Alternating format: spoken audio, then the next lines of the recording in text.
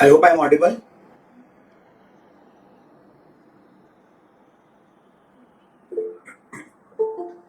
Okay.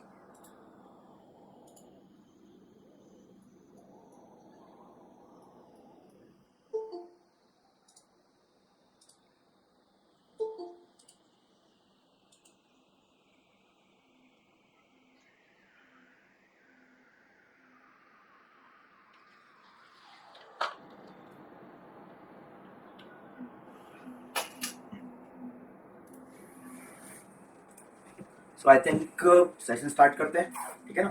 तो कुछ sections मैंने बनाए हैं जो कॉम्बिनेटोरिक से रिलेटेड हैं या सीरीज एक्सपेंशन या उस तरह के पैटर्न पे बेस्ड हैं। तो उन्हीं को सॉर्ट कर रहा हूँ कि रिकर्जन को हम लोग यूज कहाँ कहाँ करेंगे, खासकर पीएनसी के पर्सपेक्टिव से।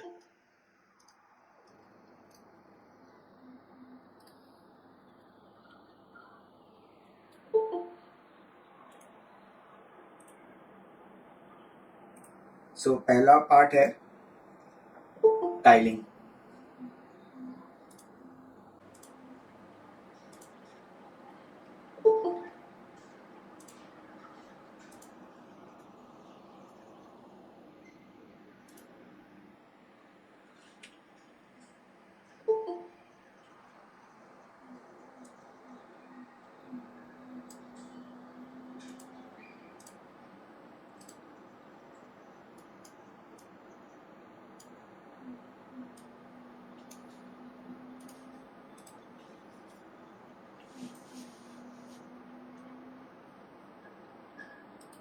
आई होप आप में विजिबल भी हूँ। Yes,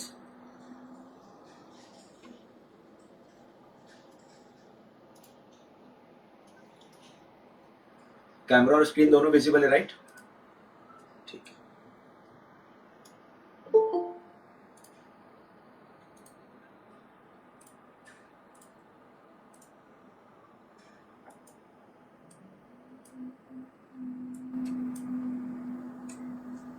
Alright.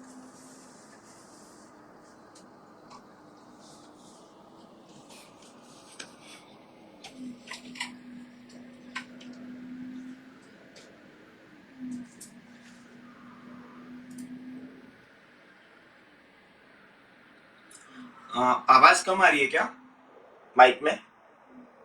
मेरे एंड पे तो आई थिंक सॉर्टेड है चीजें।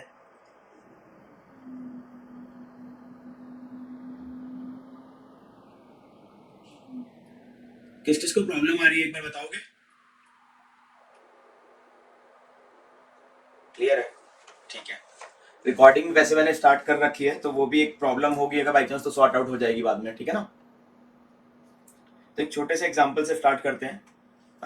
ज़्यादा मुश्किल नहीं है, क्लियर कट एग्जांपल है। और फिर उसमें जेई ने 2-3 वेरिएशंस क्या रखे हैं, प्लस पॉसिबिलिटीज क्या हैं, वो एक बार एक्सप्लोर कर देते हैं। सो हमारे पास एक टाइप है टाइल्स का। जैसे एक टाइल तो ये है,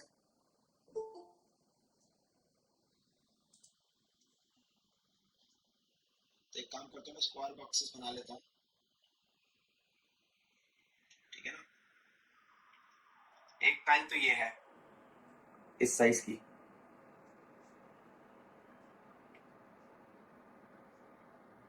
तो एक 1x2 साइज की टाइल है हमारे पास। और सिमिलरली इस टाइल को दो तरह से अरेंज कर सकते हैं हम लोग एक फ्लोर पे। अब जो फ्लोर बेड है उसके साथ इश्यूज अलग हैं।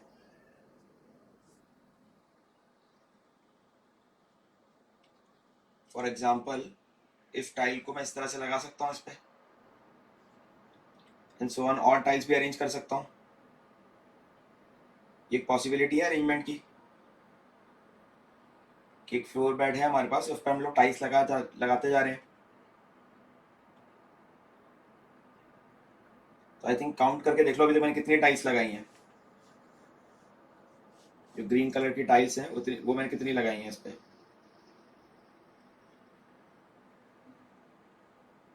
काउंट कर सकते हो? 8। यस। अब जरूरी नहीं है कि मैं इस वाले पार्ट को इसी तरह से टाइल करता।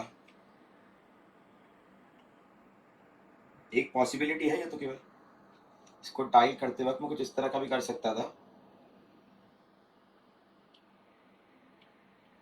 कि टाइल शुरुआत में कुछ ऐसे लगा था, और बाद की टाइल्स जो पहले लगाई थी वैसी लगा लेता। ये भी तो एक पॉसिबिलिटी है, शुरू की 2 टाइल्स इस तरह से लगा दी। मतलब एक तरह से देखो, फिलहाल मैंने जो एग्जांपल लिया है उसमें हमारे पास एक 2x8 का स्पेस है जिसमें मुझे इस टाइल के 2 ओरिएंटेशन अरेंज करने हैं। दिस इज अवर प्रॉब्लम कि टाइल्स को 2 तरीके, टाइल तो एक ही है, ये भी 2x1 है, ये भी 2x1 है, और हॉरिजॉन्टल और वर्टिकल अरेंजमेंट पॉसिबल है टाइल्स के लिए। तो हमारे पास एक टाइल स्पेस है 2x8 का जिसमें 2 तरह की टाइल्स लगा सकते हैं हम लोग, ठीक है ना। और टाइल्स का अरेंजमेंट एक पॉसिबिलिटी ये है, एक पॉसिबिलिटी है, सो ऑन, और भी पॉसिबिलिटीज होंगी। और हमें बताना है कि हम 2x8 वाली स्पेस को कितने तरीके से टाइल्स कर सकते हैं। सो हमारा क्वेश्चन क्या है, number of ways this space can be tiled.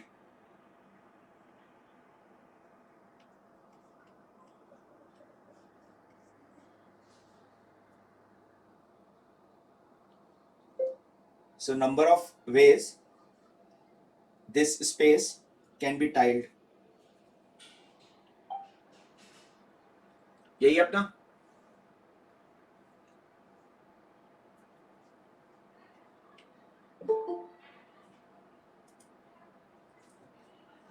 अब मान लेते हैं कि हमारे पास एक फिक्स विड्थ और एन लेंथ का पाथ है, मतलब इस तरह का कुछ।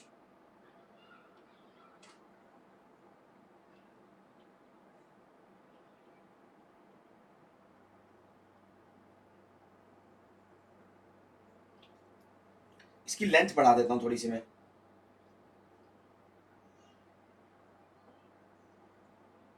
कि लेंथ और भी ज्यादा है, या फिर लेंथ में एक एन नंबर मान लेता हूं फिलहाल के लिए, ये भी तो एक पॉसिबिलिटी है।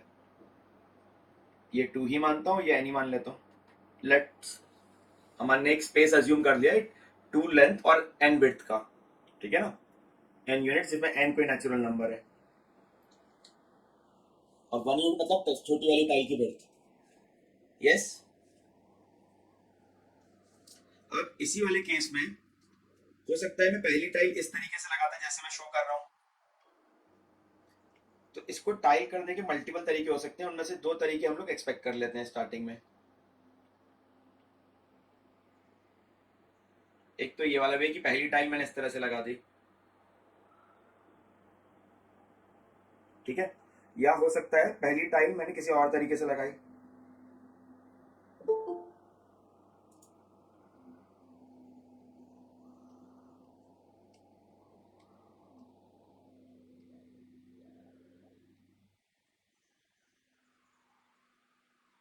ये हो सकता है ना शुरू के 2 अरेंजमेंट्स, पहली टाइल या तो वर्टिकल लगा दी या 2 टाइल्स इस तरह से लगा दी। अब ये देखो, इस स्पेस को कवर करने के बाद हमारे पास n-1 टाइल्स का स्पेस बचा है, और इस तरीके से कवर करने के बाद हमारे पास n-2 टाइल्स का स्पेस बचा है कि नहीं। और ये देखो, ये 2 अलग अलग पॉसिबिलिटी है, मतलब या तो केस ये होगा या तो केस ये होगा, इन दोनों केसेस में कुछ भी कॉमन नहीं है, और ये दोनों केस मिला के हमारे सारे केस कवर कर देंगे। मतलब अगर मैं इसके आंसर्स को सेट एस मानूं, तो ये मेरा सेट ए है और ये सेट बी है, जिसमें ए और बी का इंटरसेक्शन फाई है, और ए और बी का यूनियन सेट एस है कि नहीं। ए और बी के केसेस मिला के, मतलब शुरू, अगर मैं शुरुआत ऐसे करता हूँ, आगे मुझे नहीं पता क्या होगा, तो मैं वो केसेस इसमें काउंट करूंगा जिनकी शुरुआत ऐसी हुई, और इसमें वो केसेस काउंट करूंगा जिनकी शुरुआत ऐसी हुई। इन दोनों केस के अलावा और कोई पॉसिबिलिटी है ही नहीं इस वाले केस के लिए। सेकंड, इन दोनों केस में कुछ भी केस कॉमन नहीं हो सकता क्योंकि शुरुआत ही अलग है। ये बात क्लियर है। तो ए इंटरसेक्शन बी फाई है, ए यूनियन बी एस है। इसका मतलब number of cases in set S होगा number of cases in A union B, हो जाएगा number of cases of A number of cases of B minus number of cases of A intersection B, inclusion exclusion. पर ये वाली चीज तो phi है, तो ये वाली कितनी आएगी, 0 है।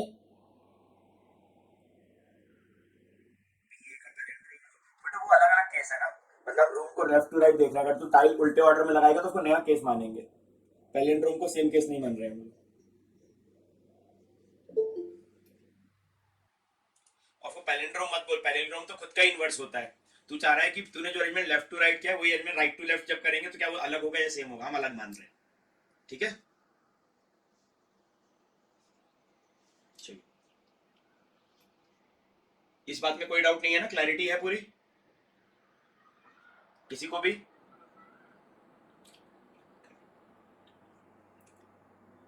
अब मैं काम करता हूं कि ये 2 क्रॉस n को टाई करने के जो नंबर ऑफ वेज है ns, इसको कोई नंबर an मान लेता हूं क्योंकि n टाइज लग रही है। तो मुझे पता है बाय लॉजिक कि ये मैंने an क्यों माना, क्योंकि 2 क्रॉस n की स्पेस को टाई करनी है जिसमें n कोई भी नंबर हो सकता है। तो इसमें भी तो ऐसे ही कुछ है, यहाँ भी तो ये स्पेस जो है वो 2 क्रॉस n की जगह बस n माइनस क्या है 1। तो इसकी जो काउंटिंग आएगी एन ए, वो एक तरह से आएगी tiling of a N minus one places. अगर ऊपर ए एन माना है तो नीचे a N minus one, n कोई नंबर है यहाँ। अगर मैं इसकी काउंटिंग को ए एन मानता हूं तो इसकी काउंटिंग क्या होगी ए एन माइनस वन, क्योंकि विड्थ तो सेम है, लेंथ ही तो कम हुई है। और ये क्या होगी A N minus two N B. तो हमारे पास एक रिकर्सिव फॉर्म आ गया इसका, A N equals to A N minus one plus A N minus two. मतलब n प्लेसेस को टाइल्स करने के तरीके n माइनस वन और n माइनस टू टाइल्स करने के तरीके के सम के बराबर है। यस, और इस तरह का पैटर्न हमने केवल कहाँ देखा है, फिबोनाची में, हाँ कि नहीं? तो सीक्वेंस सीरीज से रिलेट हो गया कहीं ना कहीं जाके। ओके, अगले स्टेज पे चलते हैं। अब हमें पता है अगर स्पेस बिल्कुल ही ऐसा होता है इसमें टाइल ही एक लग सकती है, मान लो इतना ही स्पेस होता हमारे पास इतना ही स्पेस होता 2 क्रॉस 1, तो इसको टाई करने का एक ही तरीका है हमारे पास, हाँ कि नहीं? ये हो गई टाई, हो गई कि नहीं? फिर इसको ऐसे बना देता हूँ, देखो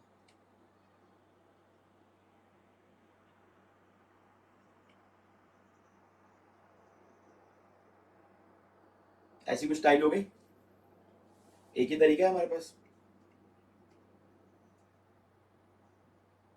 सो हमें पता है कि tiling a space of 2 cross 1, tiling a space of 2 cross 1 can be done in one way. So A1 is 1। Similarly अगर मेरे पास स्पेस इसका डबल है,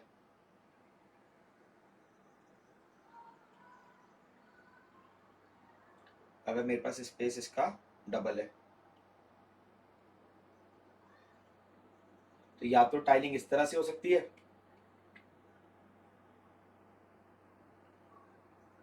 या टाइलिंग इस तरह से हो सकती है, जो भी हमारा स्पेस है।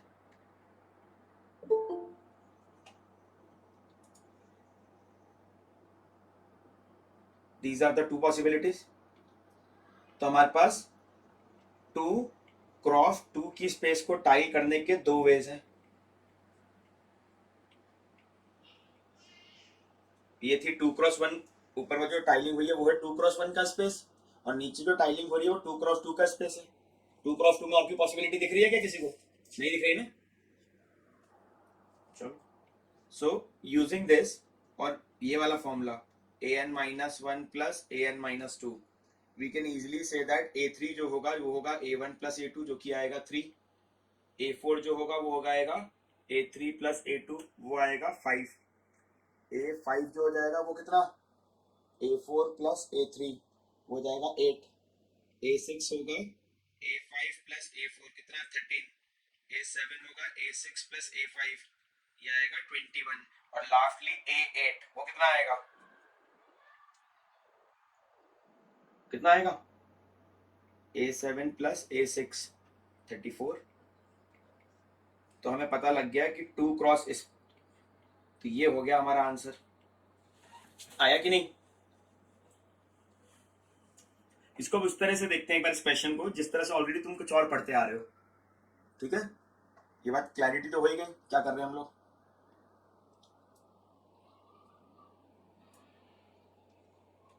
इसको एक दूसरे तरीके से जस्टिफाई करते हैं और समझना उसको। जब भी मैं टाइल ऐसे लगाऊं,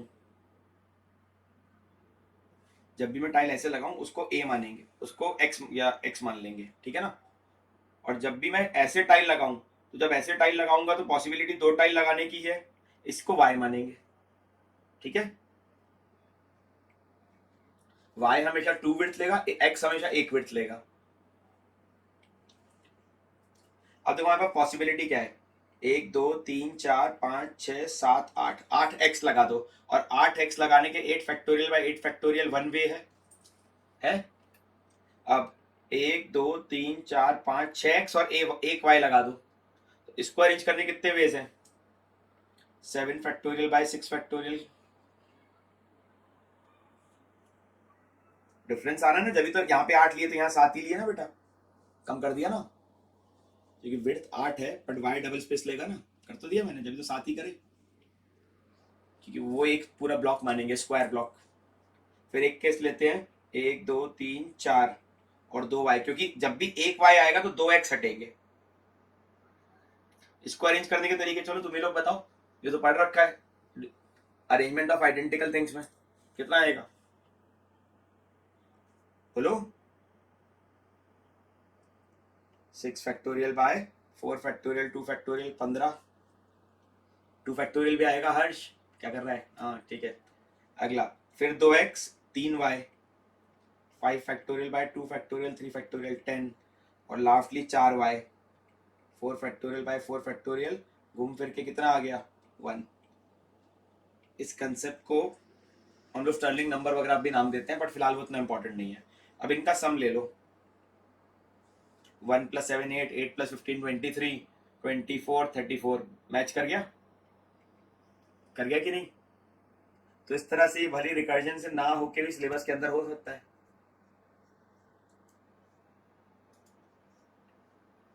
क्लैरिटी मिली ना? ऑड ले लो तो लास्ट में एक एक्स बचेगा ही बेटा, सारे वाई नहीं आ पाएंगे, और क्या होगा? मान ले 9 लेंथ है तो लास्ट में एक एक्स लेना ही पड़ेगा, 4 वाई से ज्यादा ले ही नहीं सकता। क्या फर्क पड़ेगा ऑड में? लॉजिक तो तब भी बैठ जाएगा। ट्राई करना एक बार खुद से इस बात को, ठीक?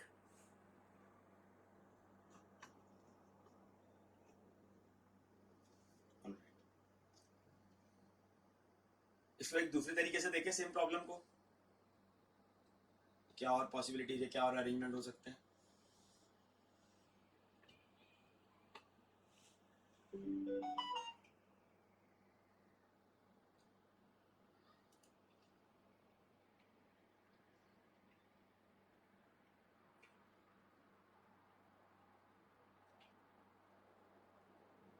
हमारे पास दो लेटर्स हैं ए, या दो नहीं 3 लेटर्स है A B C, 3 letters. Words are formed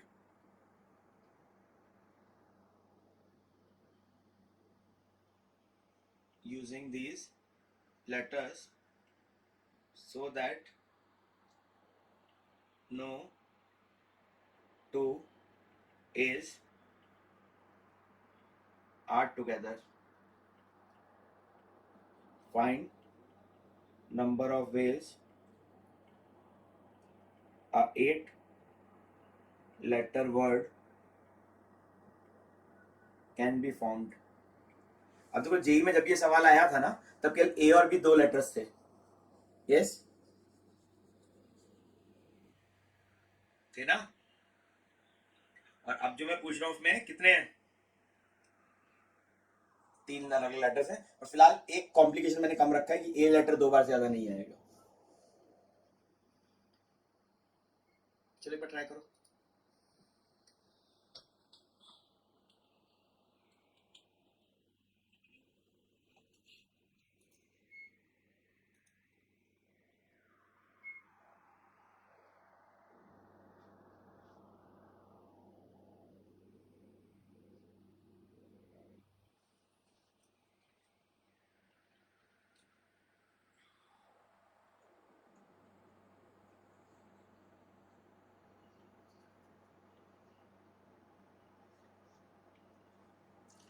one, इसको स्टार्ट करते हैं, क्या कहते हैं, हमारे पास 8 लेटर है ना, 8 की जगह इसको n लेटर वर्ड मान के स्टार्ट करना, और बाद में n की जगह 8 लेके सॉल्यूशन लिख देंगे, है कि नहीं? जैसे पिछली बार किया था। तो let's assume n letter word 3 4।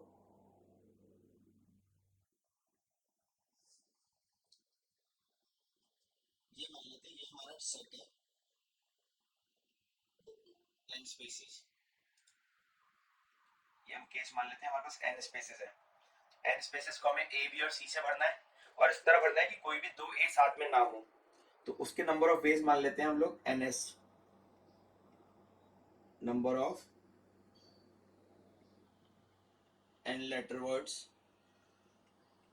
with no a's together, yes, n letter word जिसमें कोई भी दो a साथ में ना हो।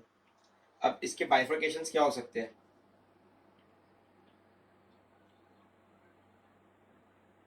या तो वो लेटर a से स्टार्ट हो, पॉसिबिलिटी है, तो अगला लेटर b हो सकता है, या फिर अगला लेटर क्या हो सकता है, c, है ना, 3384, ठीक है। फिर एक पॉसिबिलिटी हो सकती है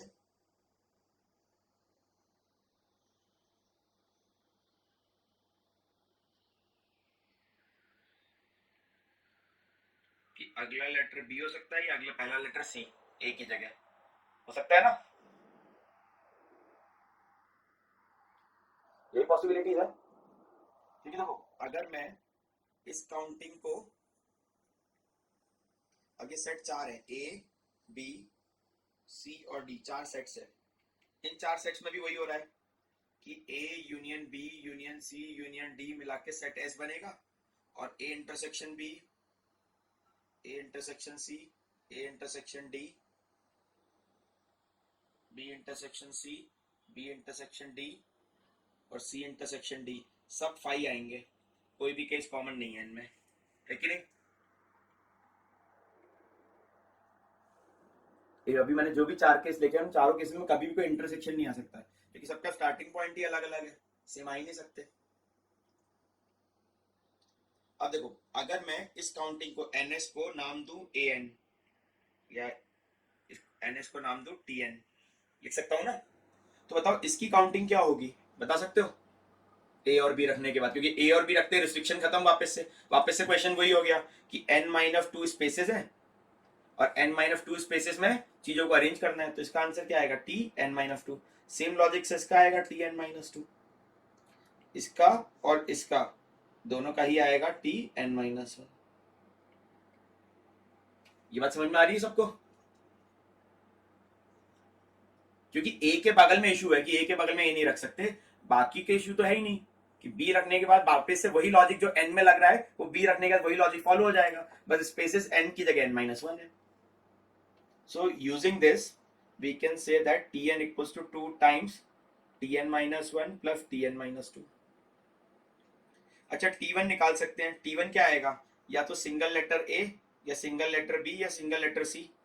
तो बताओ टी की काउंटिंग क्या आएगी, ये सेट है t1 में, तो t1 क्या आएगा 3, t2 क्या आएगा ए बी ए सी, अगर ए से स्टार्ट करो तो, फिर B A double B, B और सी, फिर सी ए सी बी डबल सी। एक बार ए से स्टार्ट करके बस डबल ए नहीं आया, तो ये T2 कितना हो गया 8। अब T1 और T2 पता है, ऐसे रिकर्जन को यूज करके अब हम T8 बता सकते हैं क्या? चलो फटाफट तुम लोग वैल्यू बोलते हो, T3 क्या आएगा 22, T4 60, T5 नहीं, चेक करो T5 कितना, 164, right. T6 448, T6, T7, now थोड़ा सा कैलकुलेशन तो बढ़ गया, 612 का डबल 1224, T8 फाइनल कैलकुलेशन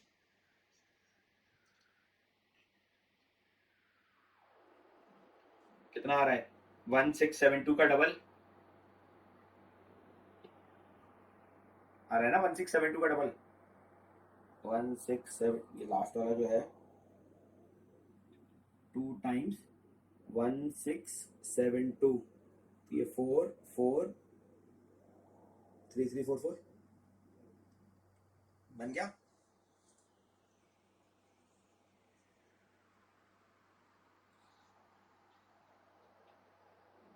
इसमें जो वाली काउंटिंग है ना, 1 स्पेस 2 स्पेस 3 स्पेस वाले, उसमें टाइम लगेगा एक्स वाई जेड लिखने में, केस ज्यादा लिखने पड़ेंगे, है कि नहीं? तो ऊपर भले वो एक्स वाई जेड वाला मेथड ठीक था, अब करने में थोड़ा सा लेंदी हो जाएगा वो। ये बात क्लियर है?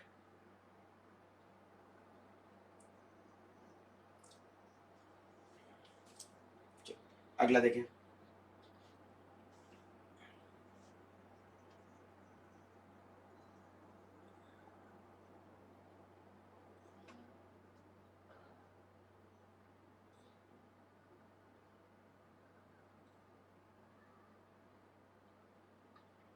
ये डन है ना? क्लियर है सबको?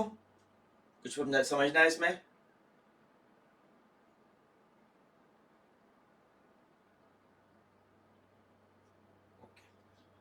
नेक्स्ट समझे जरा।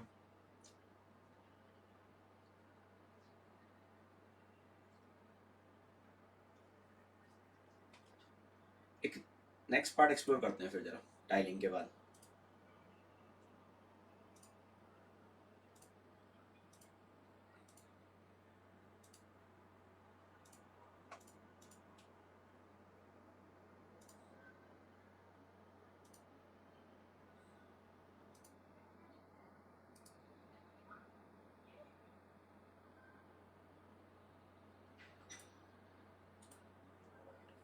चलो नेक्स्ट पे मूव करें। टावर ऑफ एनॉय, ये सुन रखा है?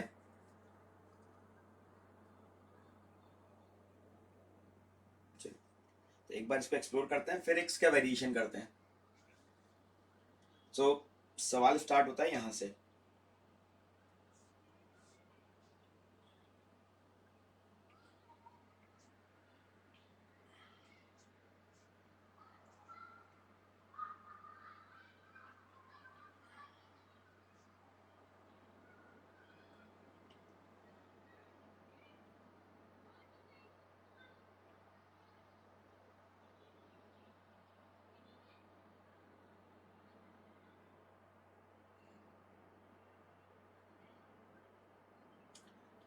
इस तरह का एक बोर्ड है जिसपे 3 लकड़ियां लगी हुई हैं, जिसपे हम लोग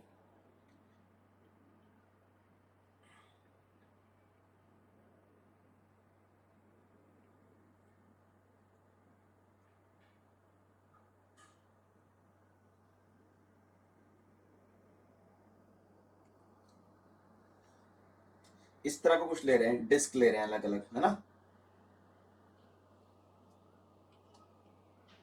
एक डिस्क इस तरह से लगा दी इस पर, कहीं बात समझ में आ रही है?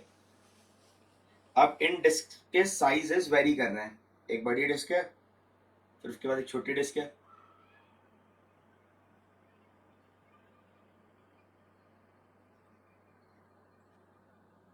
फिर और छोटी डिस्क है, फिर और छोटी डिस्क है,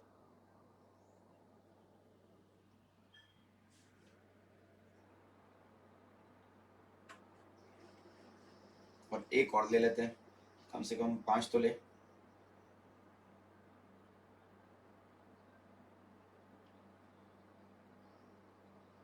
ठीक है ना? हाँ, टावर ऑफ ब्रह्मा भी इसी को कहते हैं। एक्चुअली स्टोरी ही काशी से आई है इसकी,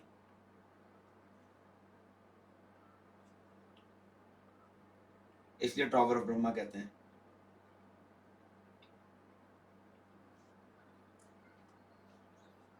ठीक है? सो गेम है, और गेम को समझते के पहले कि गेम का मीनिंग क्या निकलेगा। इसमें क्या है कि ये जो अरेंजमेंट है 5 डिस्क का, बड़ी के ऊपर छोटा, छोटे के ऊपर और छोटा, छोटे के ऊपर और छोटा, फिर ये इन सबको उठा के यहां से यहां लाना है, मतलब इस तरह का रीअरेंजमेंट करना है कुछ।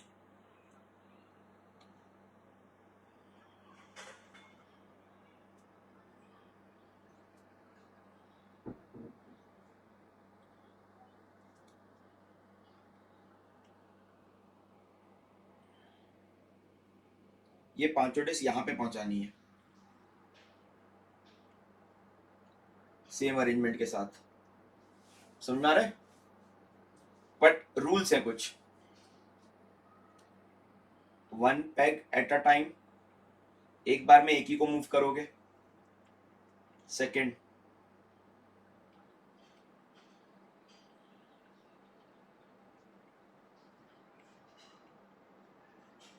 स्मॉलर डिस्क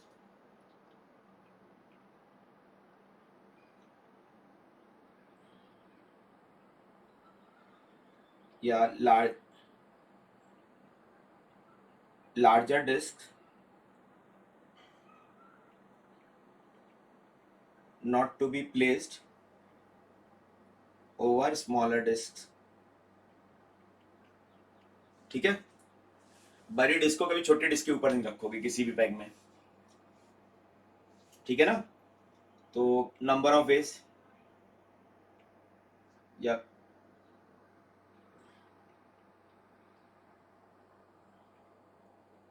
स्मॉलेस्ट वे बताना है। ठीक, इसको करने का स्मॉलेस्ट पाथ बताना है। स्मॉलेस्ट मतलब सबसे कम चीजों को मूव करना पड़े। यस। तो इस कहानी को आगे बढ़ाने से पहले 5 या 6 करने से पहले अच्छा है कि 2 के लिए 3 के लिए करके देखते हैं। 2 के लिए तो बहुत ही आसान है, देखो समझना।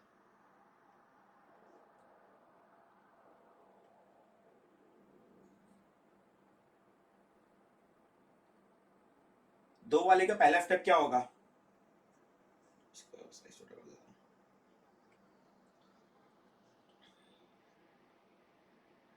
दो वाले के लिए पहला स्टेप क्या होगा? इस वाली चीज को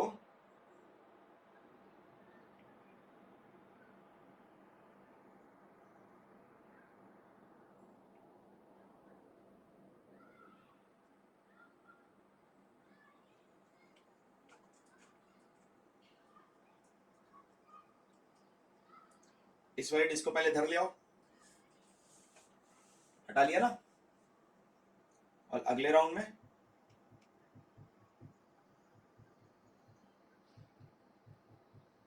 बड़ी जो डिस्क है उसको धर ले आओ, और अगले राउंड में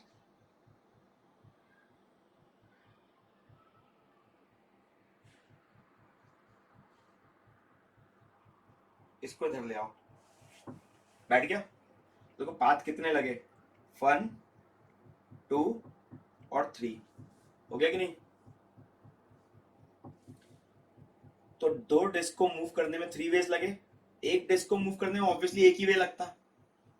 अगर एक ही डिस्क होती तो फिर उठा सीधा उठा के रख दिया। ये हो गया A1 1 और A2 3। No issues. काम करते हैं 3 पे आ जाते हैं जरा। दो में थोड़ा मजा नहीं है क्योंकि दो में तो कुछ ऐसा लगता ही नहीं है, कुछ करना ही था।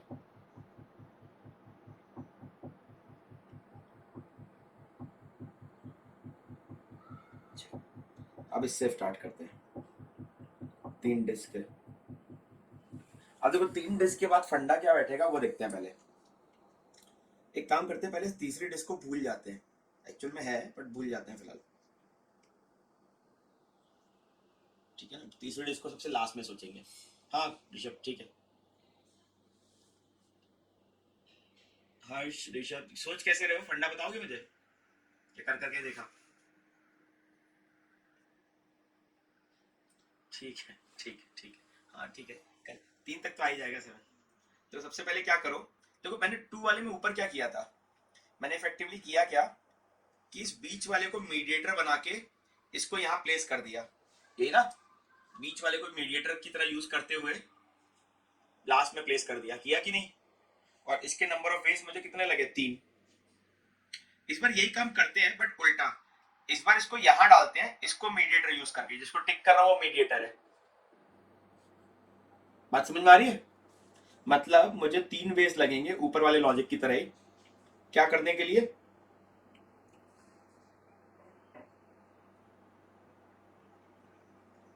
ये करने के लिए देखना।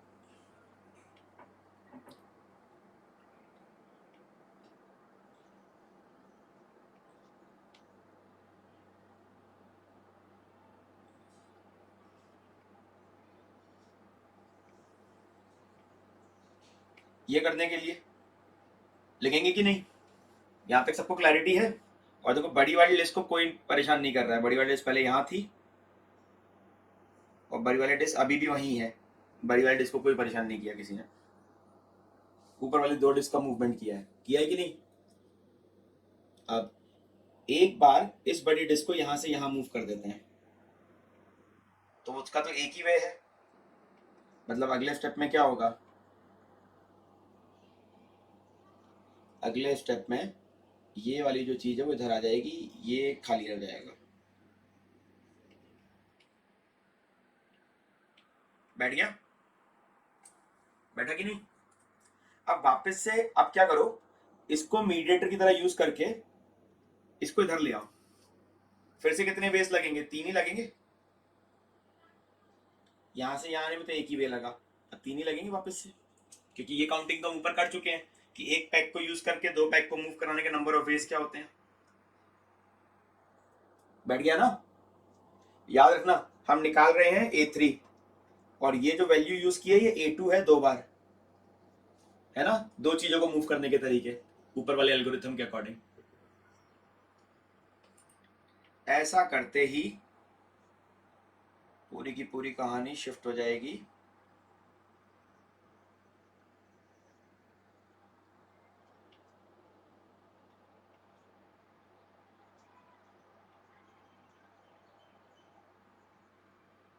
ये वाले पे।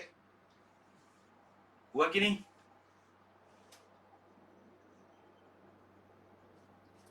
क्लैरिटी है, दिख भी रहा है, कोई इशू भी नहीं है। ये कौन जागा अभी?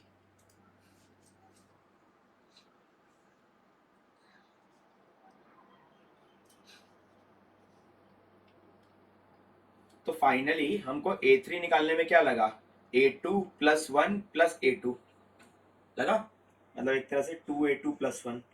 अब इसका ऑब्जर्वेशन करते हैं क्या ये आगे भी ऐसा ही होगा। तो फाइनली अब हम इस स्टेज पे आगे हम चीज के लिए बात कर सकें, 4 के लिए।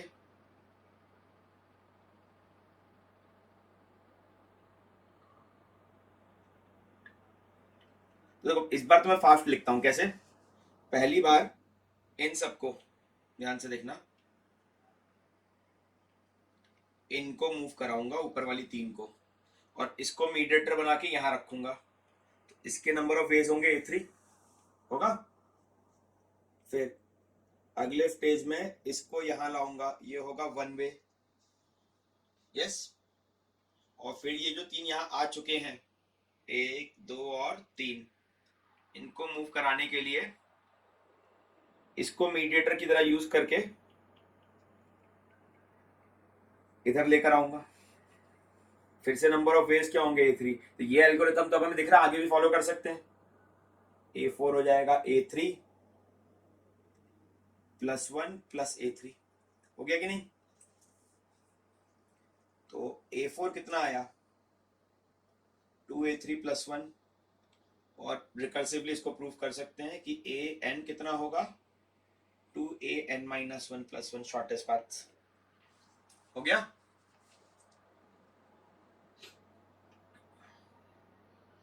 इसका जनरल फॉर्मूला गेस कर सकते हो?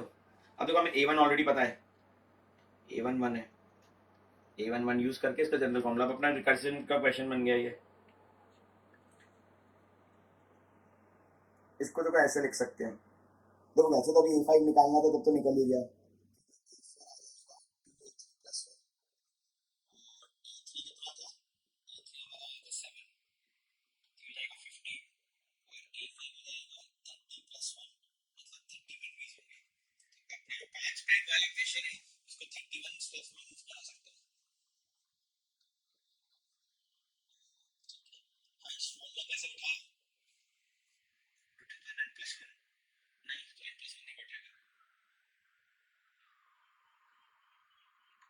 पे नहीं बैठ रहा तेरा फॉर्मूला आज, 3 आ रहा है।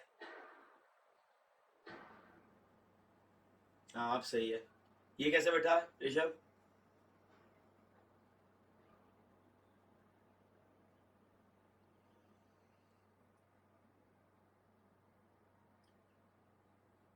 ठीक है। वैसे देखो इस तरह के पैटर्न को करने का एक है ना, रटने वाला एक तरीका होता है, देखना अगर कभी भी ऐसा हो an प्लस वन या tn plus one, tn plus one a tn plus b हो रहा हो फॉर एग्जाम्पल। ठीक है, अभी तो मैं यहाँ पे 2 और 1, ये यहाँ पे a और b मतलब ये वाले नंबर्स 2 और 1 वाले, बात समझ रहे हो?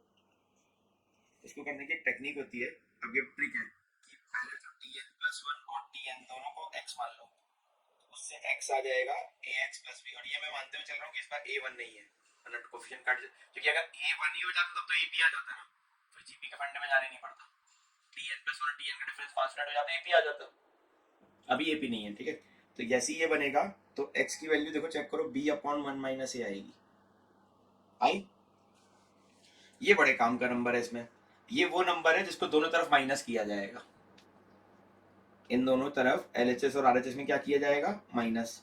क्या मिला, tn प्लस वन, इसको माइनस करेंगे तो b upon a minus one plus हो जाएगा, और यहाँ पे आ जाएगा a plus b upon a minus one, तो tn plus b upon a minus one, a tn plus A B upon A minus one आया, जिसमें a कॉमन ले लो, tn plus b upon a minus one, ये हो जाएगा, अच्छा t कुछ गलत लिख दिया, tn प्लस वन लिखना था, सॉरी, यहाँ tn plus one, tn plus one, tn plus one, tn plus one और b upon a minus one.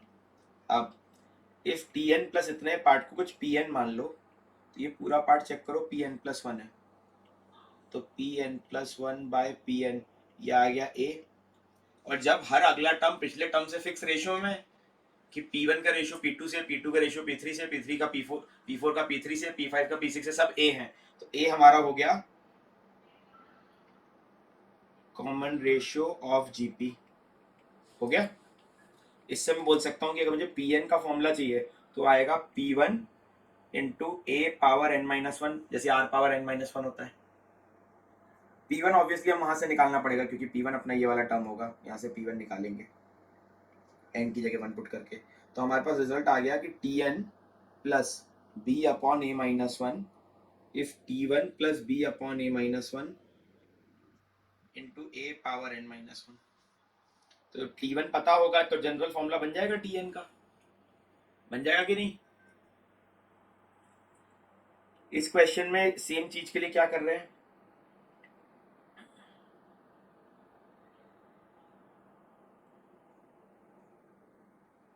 यही है, तो इसमें मैंने क्या बोला ट्रिक के लिए, x को 2x प्लस वन मान लो, इससे x कितना आ जाएगा, माइनस वन, तो माइनस वन को दोनों तरफ प्लस माइनस कर दो, तो ये an प्लस वन हो जाएगा, ये 2an minus one plus one हो जाएगा।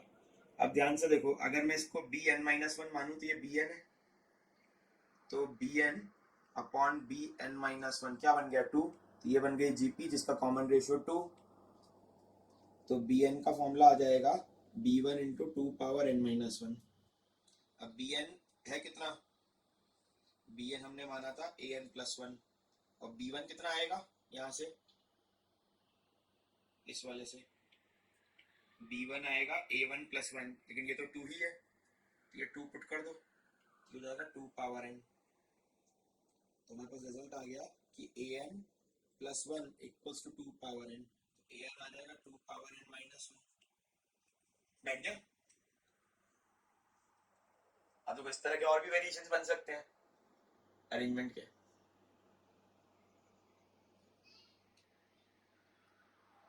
बात समझ में आ रही है ना? हाँ, ये देखो, हमें पता है कि एक को मूव करने का शॉर्टेस्ट वे तो यही है, और 3 तक हम पक्का इंश्योर कर चुके हैं कि 3 का शॉर्टेस्ट वे यही है, और आगे के लिए फिर इस रिकर्जन के लॉजिक को यूज करो कि 4 को मूव करने का तरीका, 3 को मूव करने का जो भी तरीका आएगा उसमें 2 बार लेके प्लस वन ही होगा, जो भी शॉर्टेस्ट तरीका है उसका। ठीक है, इसके बाद की काउंटिंग जैसी है कि 4 को मूव कराना है तो पहले 3 को मूव कराओ शॉर्टेस्ट तरीके से इधर, फिर 1 को मूव कराओ, फिर 3 को मूव कराओ शॉर्टेस्ट तरीके से इधर, A3 तक तो हम शॉर्टेस्ट कंफर्म कर सकते हैं ना, और उसके बेसिस पे A4 A5 ऐसे सीरियल कंफर्मेशन ले सकते हैं, इसलिए कंफर्म हो गया है।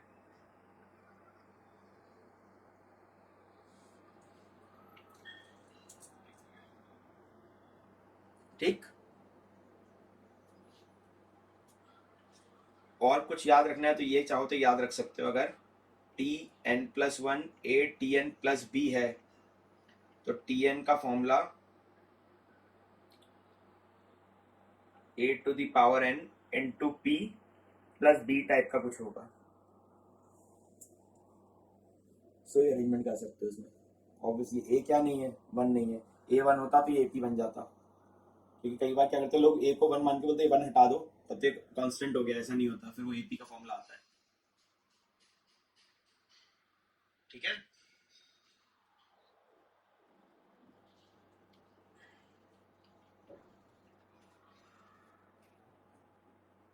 चलो अगला एक और देखते हैं।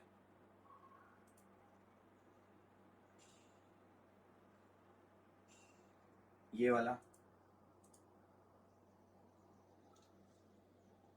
Catalan number,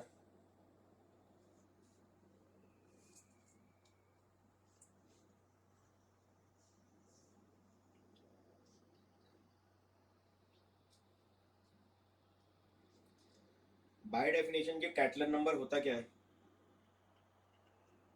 one by N plus one into two N C N होता है।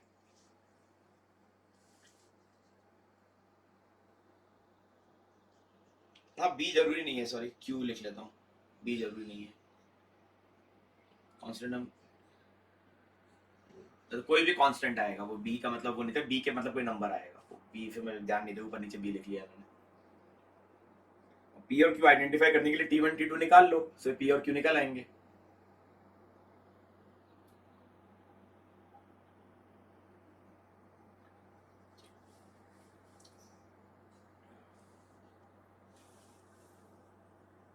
इस नंबर की खास बात यह और होती है कि ये टू एन सी एन और two N C N minus one या two N C N plus one का डिफरेंस भी होता है, इसी वजह से ये हमेशा इंटीजर आता है।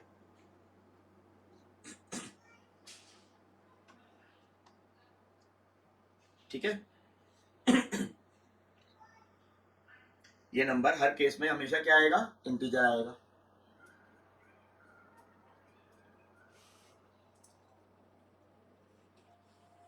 बात आई बना, तो चलो वो तो रिफ्लेक्शन से जो फंडा है वो तो अलग फंडा है, इसका यूज क्या कर सकते हैं, प्लस इसको और किस तरीके से पैटर्न बिठा सकते हैं।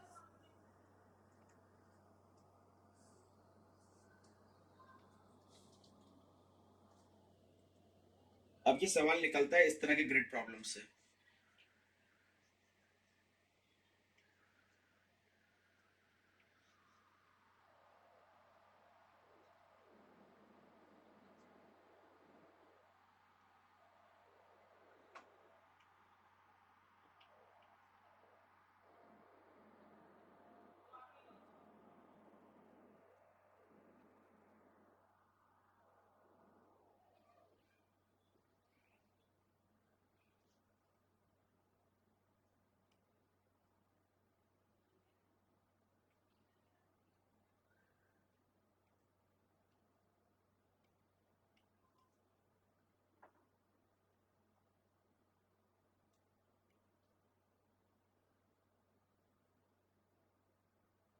ये बन गए मेरे हिसाब से 8 बाई 8 की ग्रिड,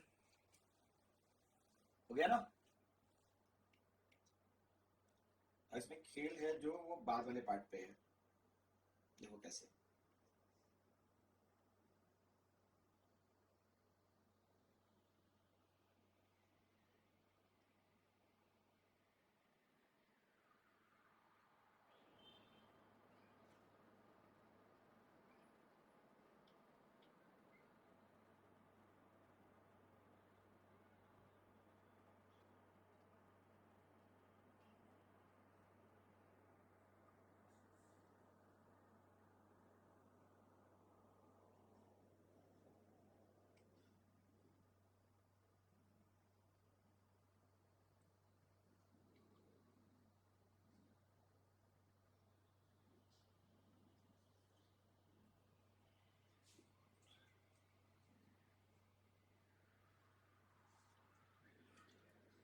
अब देखो जितना पार्ट तुम्हें डार्क दिख रहा है वो तो रोड है, और जितना पार्ट ये डॉटेड दिख रहा है वहां पे कोई रोड नहीं है, ठीक है ना। या फिर इसको इस तरह सोच सकते हो कि ये एक बॉर्डर स्टेट है,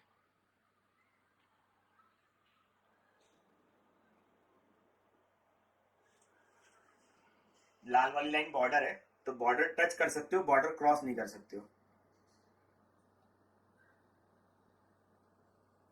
ये जो बॉर्डर पॉइंट है इनको टच कर सकते हो, इनको क्या नहीं कर सकते, क्रॉस नहीं कर सकते।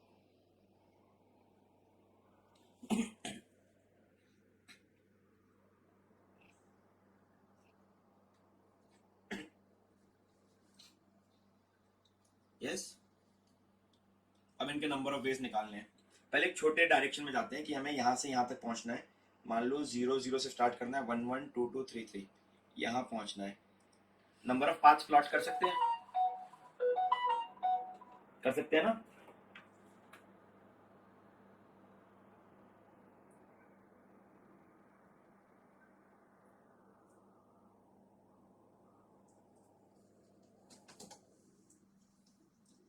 देखो, एक अब मैं एक काम करूंगा कि जब मैं राइट जाऊंगा ना, जब जब तब ये वाला ब्रैकेट बनाऊंगा, right is equivalent to this bracket. और जब भी मैं अप जाऊंगा तो हमेशा ये वाला ब्रैकेट बनाऊंगा। ठीक है, अब पाथ काउंट करें तो देखो क्या हो गया पाथ। पहला पाथ होगा right right right up up up, मतलब पाथ कुछ इस तरह का दिखेगा। देखो एक बार दिखाता हूं मैं, right right right up up up, ये हो गया एक पाथ, दिख रहा है।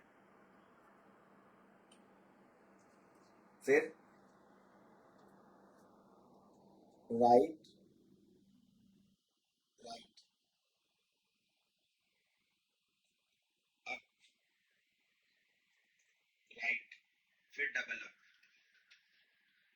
ये पाथ कुछ ऐसा दिखेगा, right right up right double up, बन गया एक पाथ। फिर देखते हैं, शुरू में दो राइट पे और मेथड बन सकते हैं। देखो right right up up right up. अच्छा, कभी भी ब्रैकेट की तरह इसको क्यों सोच रहे हैं, क्योंकि हमें पता है कि ये वाला ब्रैकेट के बाद ही ये आता है, क्योंकि हमें बाउंड्री क्रॉस नहीं करना है। बात समझ में आ रही है। तो किसी भी पॉइंट पे अगर मैं इसमें देखो कहीं पे भी देखो, मान लो इस जगह पे खड़ा हूं, तो हमेशा राइट अप से ज्यादा होंगे किसी भी पॉइंट पे, क्योंकि अगर राइट अप से कम हुए तो ये बाउंड्री क्रॉस कर जाएगा। ये राइट दो ही गए, अब तीन चले गए तो गड़बड़ हो जाएगी ना, बॉर्डर पर पहुंच जाएंगे। अगला क्या, दो राइट वाले भी खत्म हो गए, अब एक राइट लेते हैं। एक राइट एक up double right double up, हो गए चार। देखो एक राइट एक up double right double up, मतलब एक बार बॉर्डर टच करा है। लास्ट क्या बचा, right up right up right up, मतलब ऐसे फिर ऐसे फिर ऐसे फिर ऐसे फिर ऐसे फिर ऐसे, हो गए। और आई थिंक इसके अलावा और कोई वेज नहीं है, तो आंसर क्या आएगा, 0 0 से 3 3 जाने के पाथ कितने आए इसमें, 5। वैसे याद है कितने आते थे 0 0 से 3 3 टोटल, वैसे टोटल आते थे 6 फैक्टोरियल बाय 3 फैक्टोरियल 3 फैक्टोरियल, मतलब 20 आते थे। काफी कम नहीं आए, सीधे 1/4 ऑफ 63 आए, जो कि मैंने ये नंबर बोला था। 1/4 हो गया जो आना चाहिए था उसका, बहुत ही कम हो गया एकदम से, है ना, रिस्ट्रिक्शन लगाते ही। नहीं, लेफ्ट और डाउन नहीं जा सकते फिर तो। शॉर्टेस्ट पाथ है बेटा, पर मैं लिख लेता हूँ मैं, निकालने हमें शॉर्टेस्ट पाथ ही है, वरना फिर तो इन्फाइनाइट होते कितना ही जाते रहो। फिर किसी का मन किया इधर से चालू हुआ घूमता ही रह गया, ले इन्फाइनाइट पाथ, खत्म ही नहीं होगा फिर, है कि नहीं। क्वेश्चन भी नहीं पूछ पाएंगे।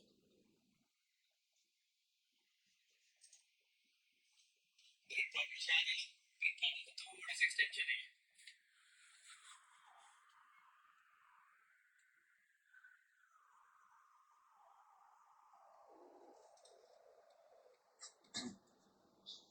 अगला देखो,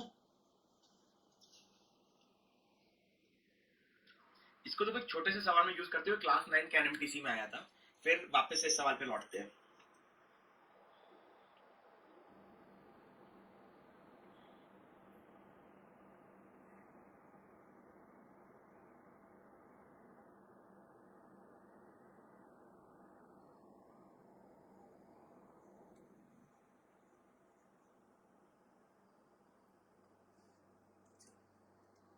ये है आधा चेस बोर्ड।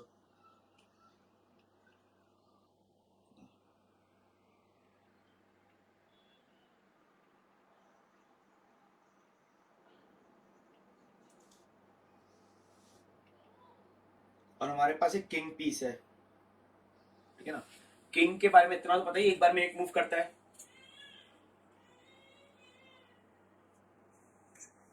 सो हमें इधर से यहां पहुंचना है, हमें ए वाले ब्लॉक से बी वाले ब्लॉक में पहुंचना है।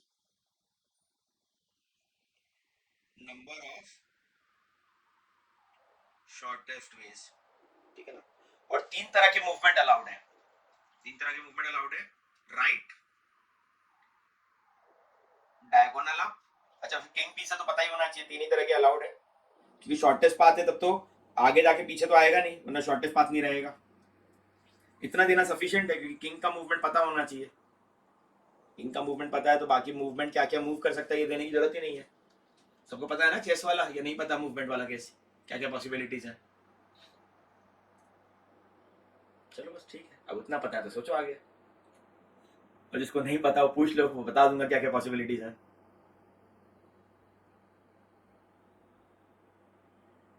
हाँ, डायगोनल अप डायगोनल डाउन नहीं पता, सुन देख, अपने ब्लॉक से किंग ऐसे मूव कर सकता है, जैसे किसी भी ब्लॉक में अगर किंग है उसके अगल बगल के ब्लॉक्स बना देता हूँ बस।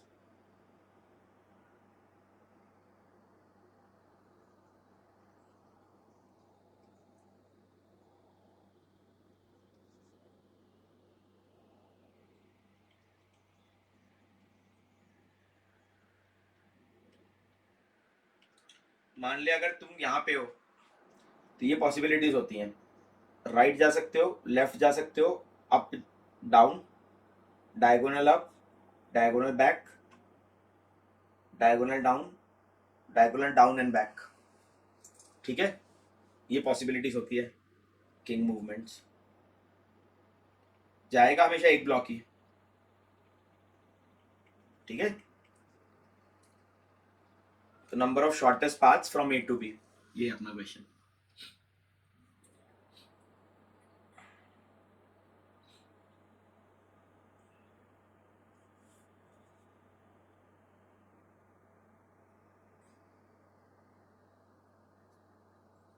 Seventy four twenty one,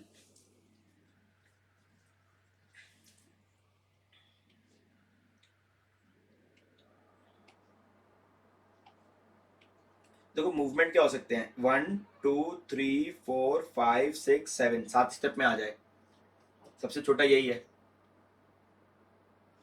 7 step से कम में तो कभी भी नहीं आ सकता ना, मिनिमम 7 स्टेप्स तो एनी हाउ लगने। तो तो इफेक्टिवली मुझे क्या काउंट करना है, 7 स्टेप वाले सारे पाथ, क्योंकि शॉर्टेस्ट पाथ 7 स्टेप का ही हो सकता है, तो 7 स्टेप्स वाले पाथ और कितने हो सकते हैं।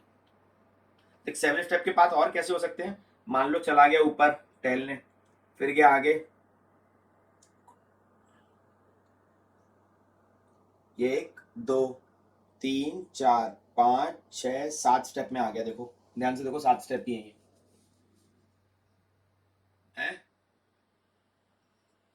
तो इसका मतलब 7 स्टेप और भी पॉसिबल है, तो 7 से छोटा हो नहीं सकता कंफर्म है, बट 7 स्टेप के सीधा वाला हो वो जरूरी नहीं है, 7 स्टेप और भी हो सकते हैं। चलो अब लगा अंदर, तो ऐसे भी जा सकता था, 1 2 3 4 5 6 7, देख रहे हो।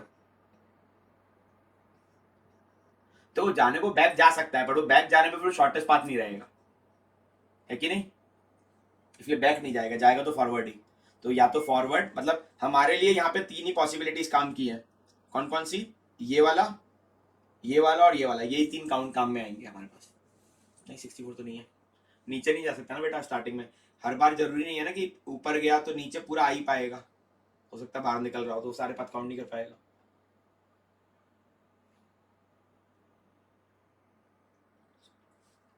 तो चलो पहला पाथ लेते हैं, ये एरो वाला, 1 2 3 4 5, इसको ऐसे बनाते हैं, 1 2 3 4 5 6 7, एक पाथ तो ये हो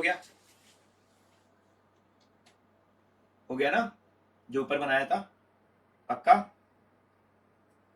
फिर फिर एक लेते हैं 1 2 3 4 5 और एक अप और एक डाउन, ठीक है ना। या अप डाउन को कैसे दिखाऊं, एक काम करता हूँ, इसके लिए मैं साइन बना लेता हूँ। इसके लिए तो यूज कर रहे हैं ये, ठीक है। इसके लिए यूज करेंगे ये वाला ब्रैकेट, इसके लिए यूज करेंगे ये वाला ब्रैकेट, क्योंकि हमें पता है कि अप मैं जितना जाऊंगा उससे ज्यादा डाउन कभी नहीं जा सकता, जैसे कैटलन में होता है। इसलिए ब्रैकेट से रिलेट कर रहा हूं मैं, बात समझ रहे हो। तो हमारे पास अभी एक अप और एक डाउन है, और हमें पता है कि डाउन अप के बाद ही आएगा। तो ऊपर वाले में नंबर ऑफ वेज थे 7 फैक्टोरियल बाय 7 फैक्टोरियल, क्योंकि सब आइडेंटिकल है, वन वे है, मतलब काउंटिंग उसकी काउंट कर रहे हैं अरेंजमेंट से। इधर पहले कोई दो जगह चूज कर लो 7C2 जहाँ पे इनको अरेंज करना है, जिसको अरेंज करने का एक ही वे है, और फिर बच्चे हुए 5 को अरेंज करने के लिए सोचना ही नहीं है। 5 फैक्टोरियल बाय 5 फैक्टोरियल, 21 वेज आ गए। आए कि नहीं, क्योंकि अप डाउन कब गया पता नहीं ना, हो सकता है पहले में अप जाके फिर सीधा जाके फिर लास्ट में डाउन गया हो, क्योंकि अप डाउन इन 7 पोजीशन में कहीं भी आ सकता है जंबल होके। और ऐसे भी हो सकता है पहले मन किया सीधा गया, फिर एक अप गया, फिर सीधा गया, फिर एक डाउन गया, फिर एक सीधा गया। ये भी तो पॉसिबिलिटी है। तो ये अप डाउन की पोजीशन कहाँ पे हमें पता नहीं, इसलिए जंबल कर सकते हैं।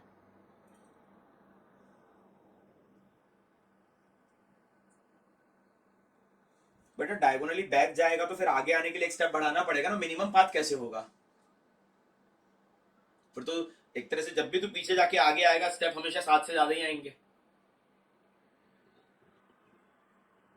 नहीं बैक तो जा ही नहीं सकता, मतलब आगे बात समझ, मैं तेरे को ऐसे समझा।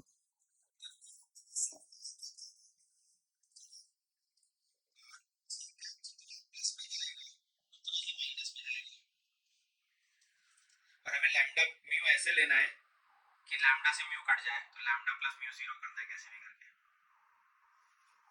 बात समझ में आई, क्योंकि जाना जब नेट डिस्प्लेसमेंट तेरे 7 आई कैप ही है। आगे देखें, 1 2 3 4 फिर दो अप और दो डाउन है हमारे पास है। तो पहले कोई चार जगह चूज कर लो इनके लिए 7C4। अच्छा, चार को अरेंज करने के लिए चार का कैटलन काम में आएगा, क्योंकि कभी भी डाउन अप से ज्यादा नहीं हो सकता पहले ही। किसी भी पॉइंट ऑफ टाइम पे ऐसे नहीं कर सकते कि एक ऊपर जाके दो नीचे आ गया, इम्पॉसिबल है। तो इन चारों का काउंटिंग वैसे ही करेंगे जैसे चार के कैटलन की करते हैं। ये वाला काउंटिंग आएगी कितनी, 1/3 × 4C2।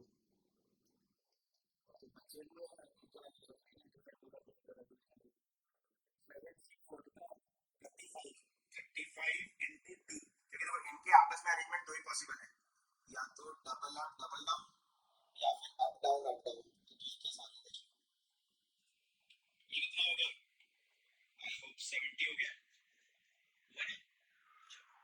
फिर अगला, एक right, triple up triple down, और ट्रिपल अप ट्रिपल डाउन की काउंटिंग अभी अभी की थी ऊपर, याद करो 5, ये रही कैटलन 3। इसकी काउंटिंग आएगी 7C6 1/4 और कितना 6C3। या फिर इसको ऐसे सोचो कि इसके 5 तरीके मैंने लिखे थे पहले, triple up triple down, double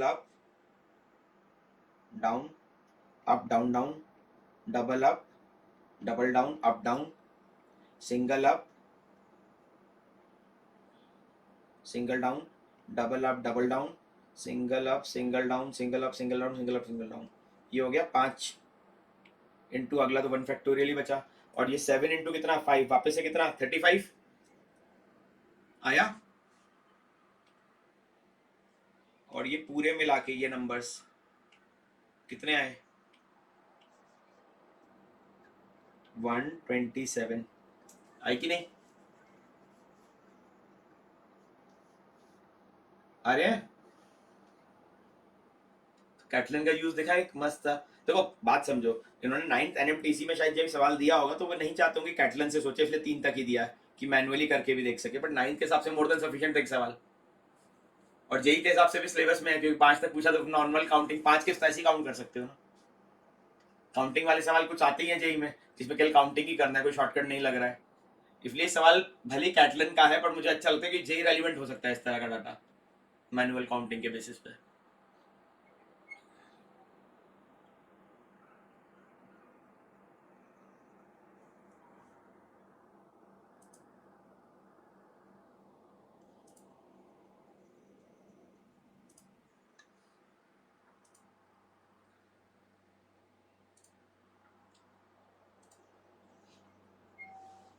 बात समझ में आई? अब बात कर लेते हैं बस एक लास्ट, वो जो कैटलन वाला ये फॉर्मूला आता कैसे है, ठीक है ना।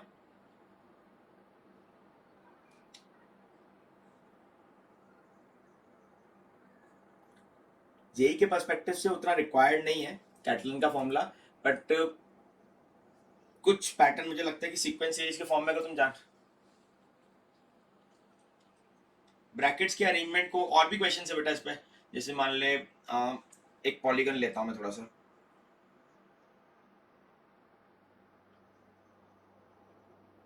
ठीक है, और कॉन्वेक्स ही लेता हूँ।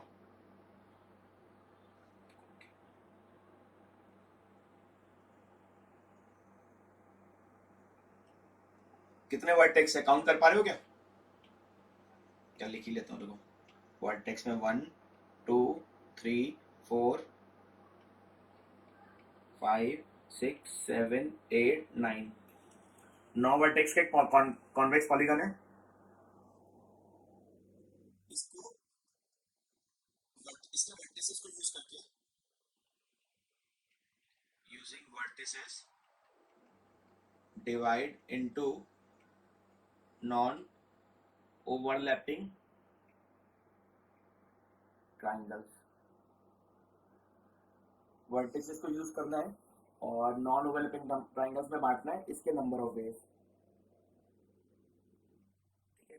जैसे फॉर एग्जांपल मैंने एक ट्राइंगल ये बनाया है, दूसरा ट्राइंगल ऐसे से मैंने ये बना लिया, तीसरा ऐसे बना लिया, तीसरे से वर्टेक्स निकाल के, फिर चौथा वन से ज्वाइन कर दिया, फिर ये ज्वाइन कर दिया, फिर ऐसे ज्वाइन कर दिया, तो ये कर दिया, पूरा करना एक वे है। साथ समझ रहे हो? अब मैं तुमसे पूछ रहा हूँ नंबर ऑफ वेज इसकी काउंटिंग करके दिखाओ।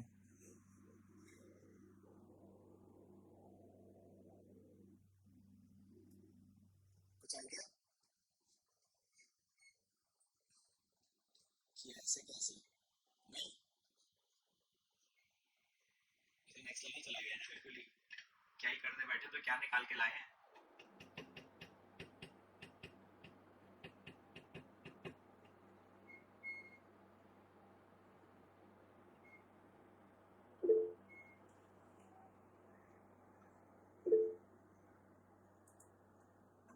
हाँ बोल ध्यान से।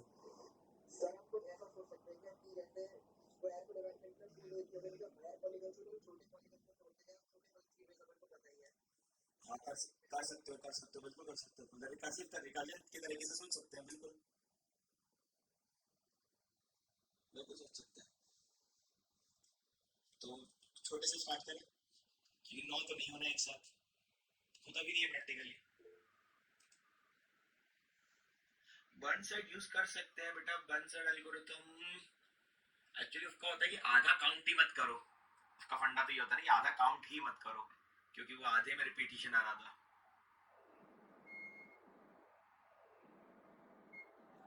और वन साइड यूज करने का फंडा यहाँ नहीं बैठेगा, वन साइड वो सर्कल के अंदर हम लोग यूज करते हैं रिपीटिशन हटाने के लिए।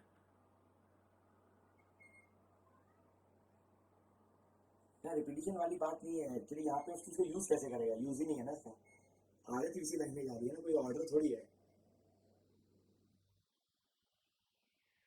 ऑर्डर नाम की चीज भी तो होनी चाहिए। क्लॉक सर्कल उसके भी दो तीन पॉसिबिलिटीज हैं, एक पार्किंग वाला क्वेश्चन बनता है उस पर, बट वो ओलंपियड लेवल ही है बिल्कुल।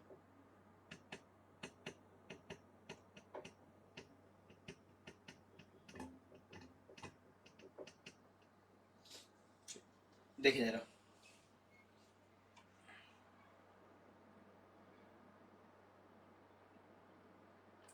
हाँ अपने मन से एक वर्टेक्स स्टार्टिंग में वर्टेक्स मान सकते हैं, पर हर बार उस वर्टेक्स से लाइन लिख ले ही वो जरूरी नहीं है।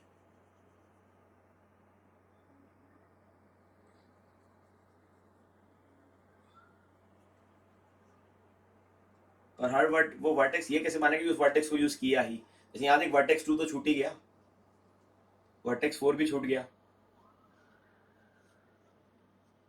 तो वो भी नहीं बैठेगा, तो उसकी अकाउंटिंग लेने में परेशान हो जाओगे। चलो स्टार्ट करते हैं, रुको देखो।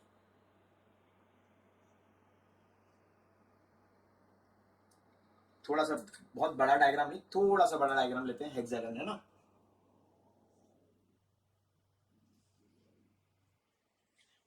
और उससे पहले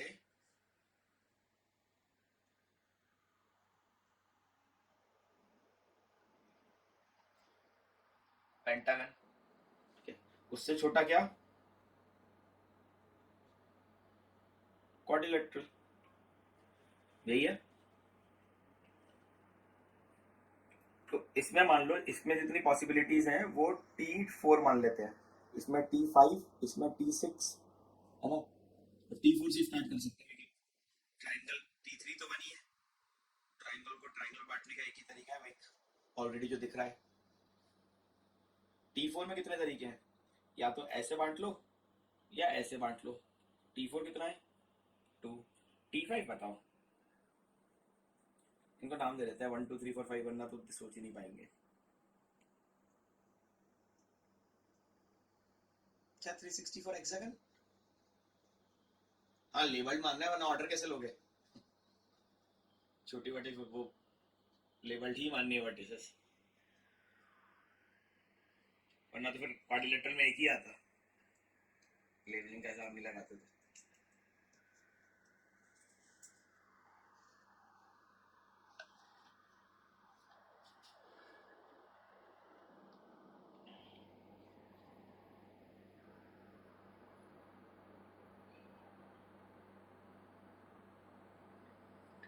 वर्टेक्स को लेबल्ड ही मानना है।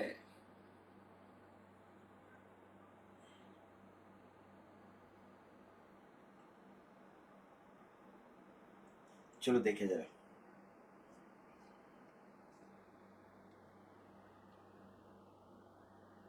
ये रहा पेंटागन, है ना। 1 2 3 4 5, 1 से स्टार्ट करते हैं, 1 से 3, 1 से 4, एक वे,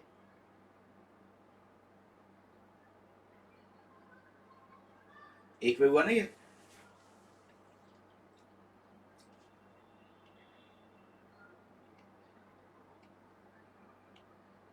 और एक वे हो सकता है 5, और ये दूसरा वे।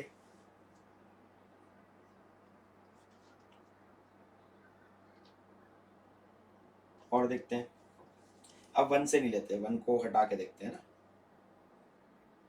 ऐसे नहीं ले सकते, क्रॉस कर जाएगा, ऐसे भी नहीं, यही होगा एक वे। पर ये केस रिपीट हो गया है क्या, नहीं हुआ, अच्छा पहले 1 वाले में रह गया है इसका मतलब केस, 1 4 के साथ 1 को यूज करके तीसरा केस और हो गया ये, 1 को यूज करके और कोई केस बनेगा क्या, नहीं ना। अब अगला यूज करते हैं 1 के बिना,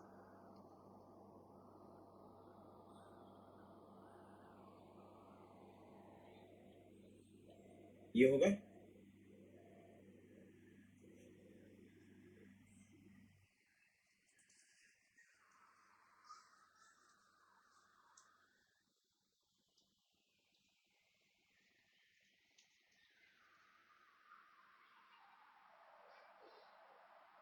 और कुछ,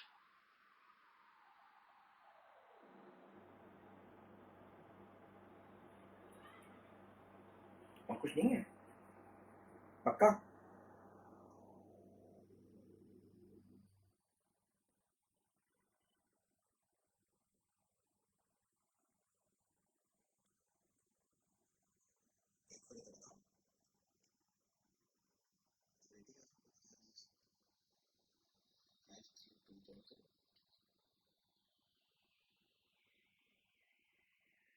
ये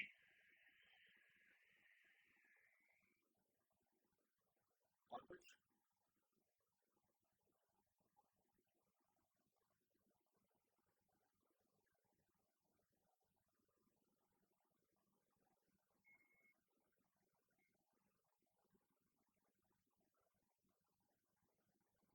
टोटल कितने बने?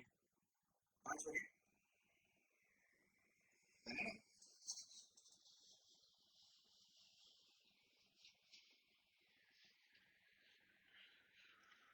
अब बताओ इसके बारे में क्या ख्याल है, क्योंकि अब ऐसे नहीं कर सकते, ऐसे करने बैठे तो हो गया ये। 6 और 7 के बाद, 6 तो जब भी शायद कर भी लो, 7 तो बिल्कुल नहीं बैठेगा।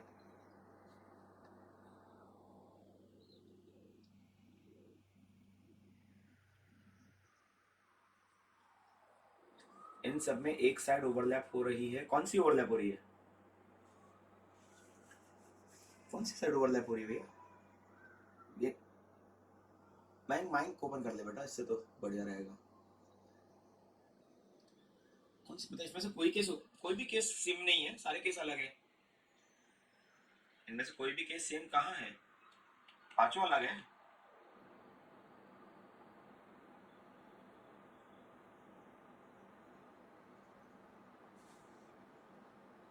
नहीं 12 नहीं है, 6 में 14 आता है।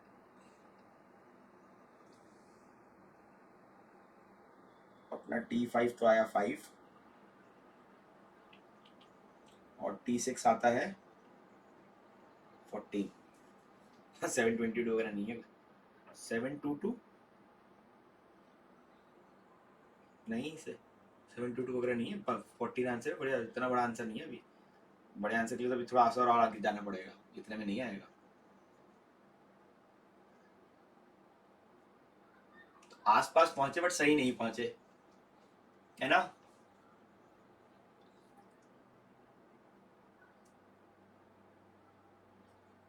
अपोजिट वर्टिसेस ज्वाइन करके, हाँ कर लो ज्वाइन।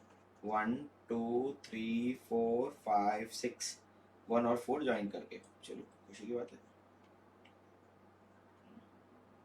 बताओ।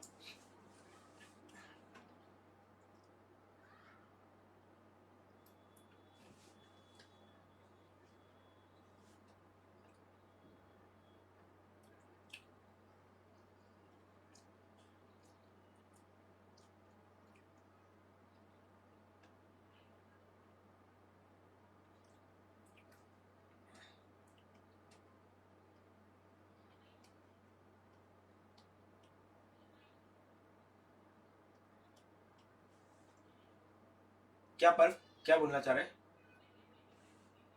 एक बार और, मतलब तो क्या ऐसे केस मैनुअली बना रहा है?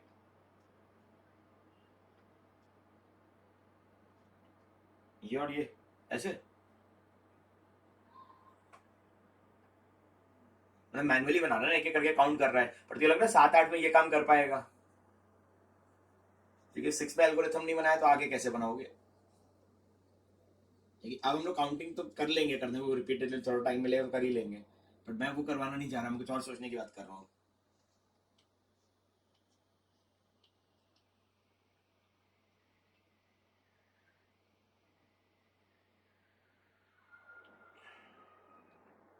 फॉर एग्जाम्पल बताओ कैसे? इसलिए बोल रहा हूँ माइक ओपन करो, तभी ढंग से बोल पाओगे, तभी मुझे समझ में आएगा क्या कह रहे हो।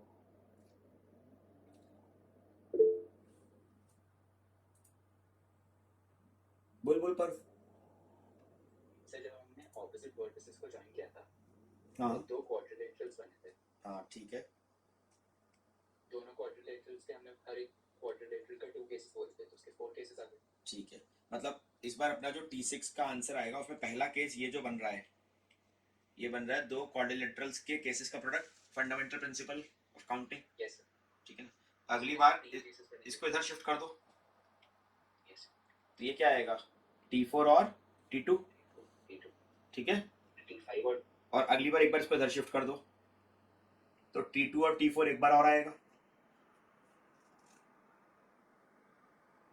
आएगा सर T3 और T5 है। T3। Triangular pentagon. तो पहला यहाँ भी T3 और T5 ही आ रहा था ना? यस अच्छा, मैंने फिर दोनों में गलत किया। ये आएगा, तो पहले T4 और T4 आ रहा था। अच्छा, ये मतलब कुछ काउंटिंग में गलत हो गया। यहाँ पे कितना आ रहा था? पहले आ रहा था T4 ये वाले केस में, जब दो क्वाड्रिलेटरल में ब्रेक हो रहा था, ये वाला। Yes yes. ठीक है ना? फिर इधर लिया तो ये आएगा T5 और T2, और जब इधर लिया तो T2 और T5। T4 दो क्वाड्रिलेटरल अलग, ये पार्ट क्वाड्रिलेटरल, ये पार्ट क्वाड्रिलेटरल, तो इस क्वाड्रिलेटरल का डिवीजन काउंटेड है, इस क्वाड्रिलेटरल का डिवीजन काउंटेड है, दोनों काउंटिंग को मल्टीप्लाई कर दे। इसमें T3 T5 होगा। अच्छा T5 T3 होगा, ये T3 T5 हो गया। और कुछ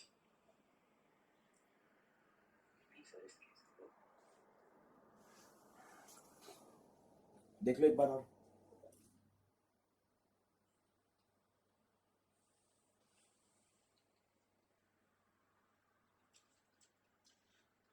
अच्छा देखो T4 एक बार एनालाइज करते हैं हम लोग कि T4 सही है कि नहीं।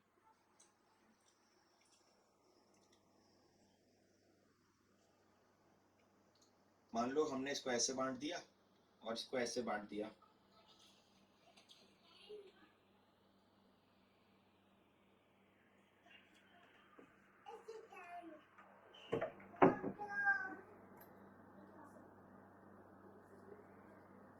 यही करना चाह रहे हो ना? अरे अभी तो मैं इनसे पूछ रहा हूँ, मतलब तुम एक तरह से इसको भी एक बाइसेक्शन मान रहे हो ना कि ये लाइन तो बना ही रहा हूं मैं, और अगर ये लाइन नहीं बनाई तो तब तो ये नहीं रहेगा। तो ये लाइन है, ये मानते हो चल रहे हो, मतलब वन वाली वर्टेक्स को तुम यूज कर ही रहे हो, ये मान रहे हो ना?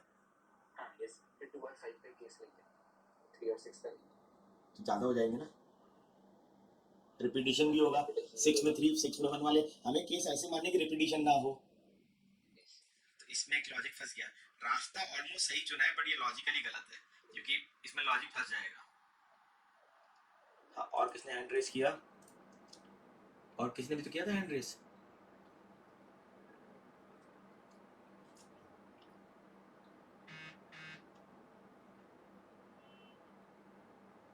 अरे और किसने हैंड रेस किया था? क्या सेम गलती की थी क्या? अब वापस रेस नहीं कर रहे हो? हाँ मयंक बोल।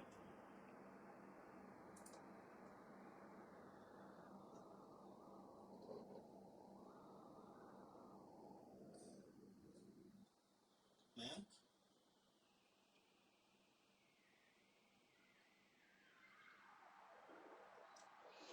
क्वेश्चन बस इतना है बेटा, ऐसे ट्राइंगल्स में बांटना है, मतलब एक बात समझ, किसी भी पेंटागन को 3 ट्राइंगल्स में बांट सकता है, बस ऐसा मत काट देना कि ट्राइंगल, मतलब एक लाइन ऐसे खींच के ऐसे मत काट देना, फिर वो ट्राइंगल ओवरलैपिंग वाले इश्यूज आ जाएंगे। तो नॉन ओवरलैपिंग ट्राइंगल्स में एक पॉलीगन को बांटना है वर्टिसेस यूज करके, वर्टेक्स टू वर्टेक्स ज्वाइन करते हुए ट्राइंगल्स में बांटना है, और ट्राइंगल्स नॉन ओवरलैपिंग हो, दैट्स इट, इतना ही सवाल है।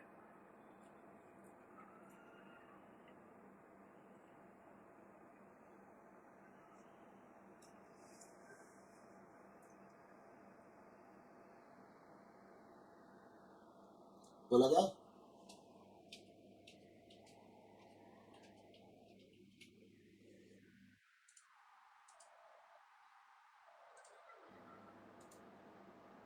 ठीक है ठीक है ठीक है।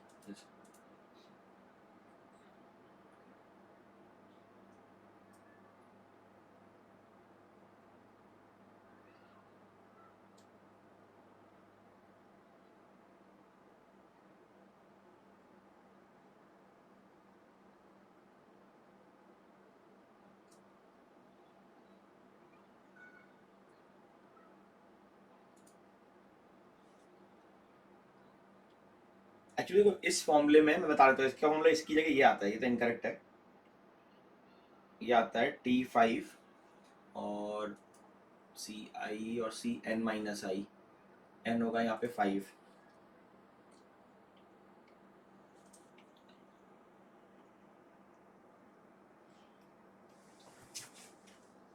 ये चलो एक बार लिखो, एक्चुअली फिर कैटलन से ही समझाऊंगा इसको, मैं ऐसे समझाऊंगा तो बेकार पे बैठेगा ये।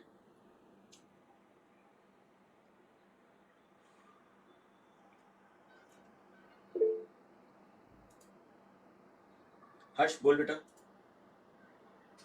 सर हम्म सर इसको हेक्सागन को हम अनलेबल्ड मान लें एक बार और फिर इसको ब्रेक करें तो सर 3 केस बन रहे हैं सर, उससे हम नहीं नहीं नहीं, फिर से बोल, कैसे बन रहे हैं? ऐसे नहीं, हवा में नहीं ना बोल, कैसे? अभी अनलेबल्ड है बिल्कुल, पता? सर एक तो इसका ना 2 क्वाड्रिलेटरल में ब्रेक कर सकते हैं। किसके अबाउट? टॉप से बॉटम? ये सर कोई से भी अबाउट कर सकते हैं। ये ले कर लिया। सर अब इसमें 2 केस बन जाएंगे हर कोऑर्डिनेटर। वैसे लेबल्ड मानना इस केस में कंपलसरी है इस क्वेश्चन में, अनलेबल्ड मान नहीं सकते। सर मैंने अनलेबल्ड मान के उसको बाद में लेबल कर दिया था। ठीक है बताओ। सर अब इस वाले केस में ना ऐसा हो जाएगा, ये दोनों कोऑर्डिनेटर को हम ब्रेक कर सकते हैं, उसके भी 2 केस बन जाएंगे सर। टॉप वाले को हम साइड वाले से ज्वाइन कर सकते हैं, बॉटम की साइड वाले से। ये सर दोनों साइड वाले से ज्वाइन करते तो एक केस बन जाएगा सर। ठीक है सर और अगर हम एक ना साइड को ज्वाइन करने के बजाय बॉटम वाले को अपर मोस्ट साइड वाले से ज्वाइन करते तो दूसरा केस बन जाएगा। फिर से बोलो। सर यहाँ पे हमने दोनों को नीचे ज्वाइन कर दिया, अगर हम उनमें से एक को ऊपर ज्वाइन कर दे बॉटम से लेके तो एक अलग केस बन जाएगा। किसको ज्वाइन करूं, फिर से बोल। सर एक तो हमने दो कोऑर्डिनेटर बना दिए। हाँ ठीक है, फिर ये ज्वाइन कर दिया, आगे क्या ज्वाइन करना है इसके बाद? तो सर ये लास्ट वाला जो स्टेप किया था, हाँ उसमें हमको बस एक ही बनाना है सर। आप नीचे से लेकर ऊपर बना देंगे, नीचे वाले लोअर मोस्ट पॉइंट से ये side upper most. Yes sir. ठीक है। सर और इसमें तीसरा केस एक और बन जाएगा जिसमें बीच में एक ट्रायंगल है और साइड में ना 3 ट्रायंगल है।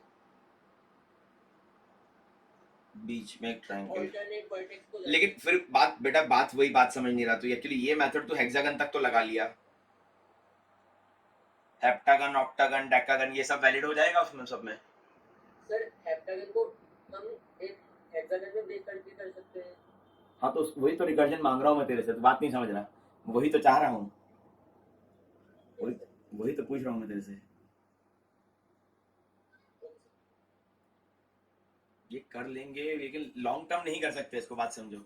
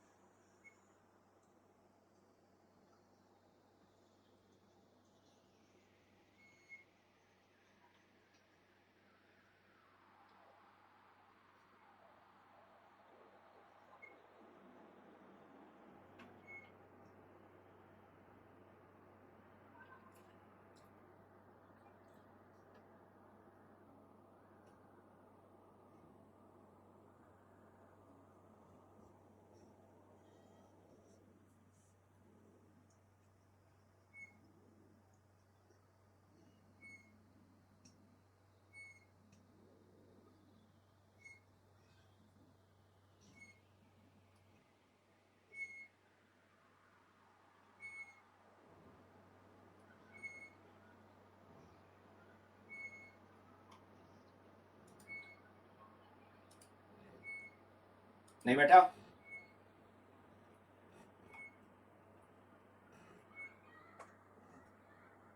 ब्रेक करने वाला लॉजिक सही था जो उसने बोला था ना कि ब्रेक कर करके देख लेंगे।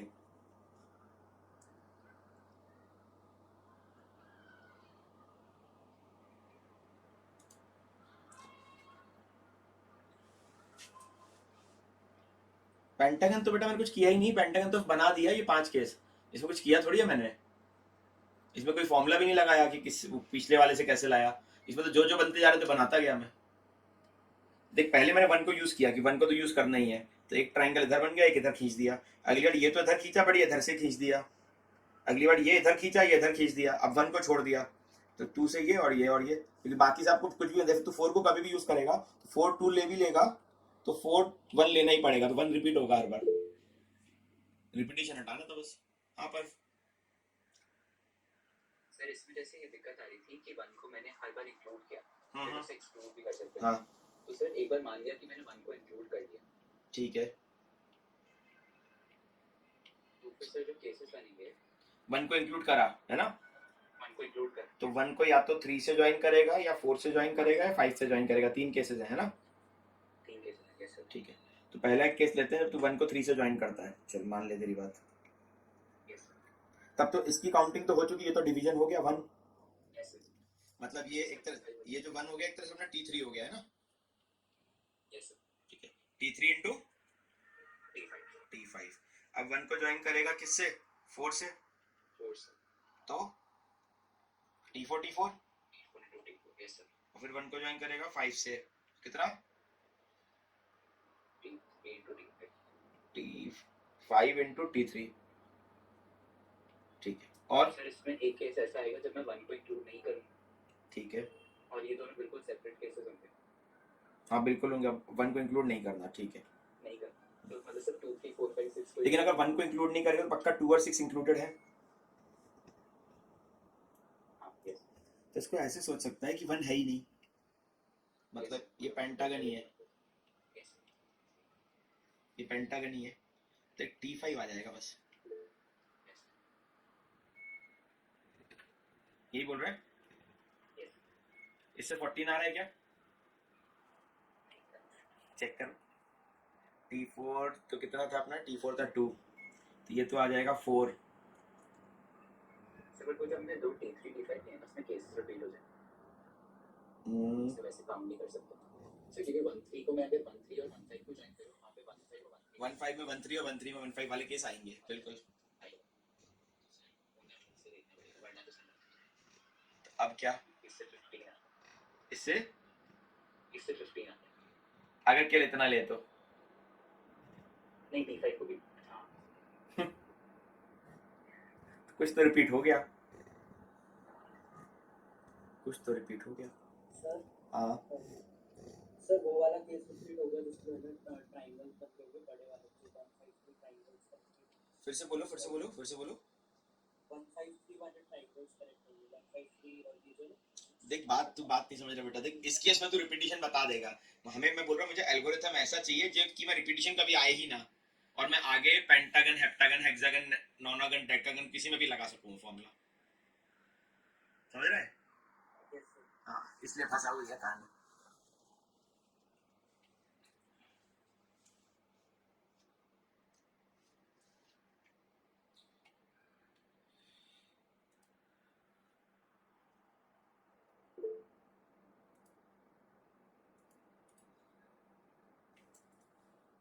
नहीं नहीं ऐसा कुछ नहीं है, 7C1 इंटू T6 ऐसा कुछ भी नहीं है, 7 बार लेके नहीं होगा, रिपीटिशन के फंस जाएंगे सारे। हाँ बोल। सर जब हमने 1 और 3 को ज्वाइन किया था हम्म और 1 5 को ज्वाइन किया था तो हमें ये इंश्योर करना है कि वो केसेस रिपीट ना हो, हाँ तो सर इसमें ऐसा कह सकते हैं कि सर अगर 1 3 को ज्वाइन कर दिया तो हम जो इसका ऑल्टरनेट वाला केस को लेंगे, मतलब उसके जो 3 को इंक्लूड किया तो 5 को हम इस केस में इंक्लूड करेंगे, 5 को इंक्लूड ना करें, हाँ फिर मैं बोल रहा हूँ फिर ये एल्गोरिथम इसको एक्सटेंड नहीं कर सकता। देख इस क्वेश्चन तक ये सवाल सॉल्व कर लेगा, बट इस कंसेप्ट को तू आगे के पॉलीगन्स में एक्सटेंड नहीं कर सकता एज अ रिकर्सिव फॉर्मूला। सिमेट ऐसा कर तो सकते हैं कि हर जो होगा सिमेट्रिकली उसके सामने एक वर्टेक्स होगा, बात नहीं, वर्टिसेस का भी हुआ अब तो सोच इसको 6 से 7, 7 से 8, 8 से 9 में क्या एक्सटेंड कर पाएगा एक जनरल फॉर्मूला बना के। इसको सब करना है, मैं हाँ वही ये वाली बात बोल रहा हूँ मैं, कि मतलब ये जो सेम कंसेप्ट है यहाँ बैठ गया, फिर अगले के फिर बनाएगा, फिर अगले के फिर बनाएगा, तो अनएंडिंग प्रोसेस हो गया ये। मैं चाह रहा हूँ कोई ऐसा प्रोसेस जो इनको आगे भी कंटिन्यू कर ले। आइडिया सही है, लॉजिक सही लगा रहे हो, एक्सटेंशन कैसे लोगे वो ही फंस रहा है, और वो ही इंपॉर्टेंट है इसमें।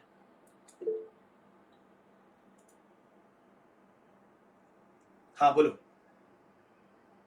सर हाँ सर हमने ऐसे मान सकते हैं कि हमने एक हेक्सागन लिया, उसकी लेबलिंग उसमें 1 है ही नहीं, उसकी लेबलिंग 2 से 7 है।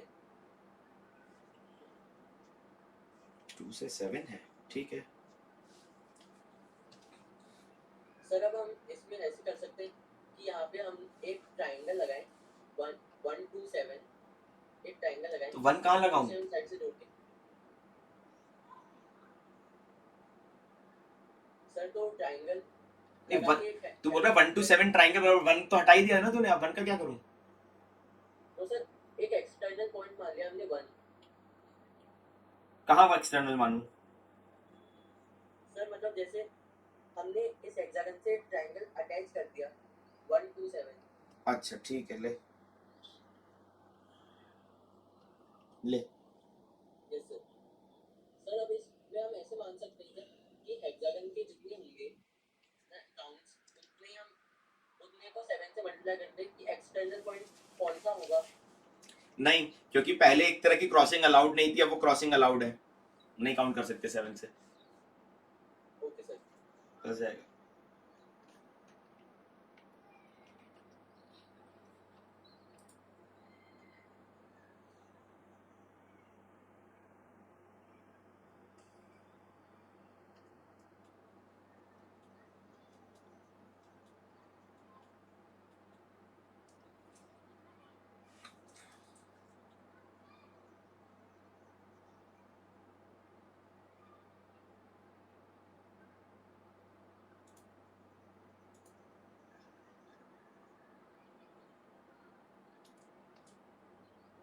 नहीं बैठा, बताऊं अब?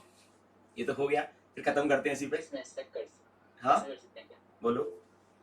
सर कि हम तो अभी ये काउंट कर रहे हैं कि कितने केसेस में सर ओवरलैपिंग नहीं हो सकती, हाँ नहीं करवानी है ओवरलैपिंग, हम्म।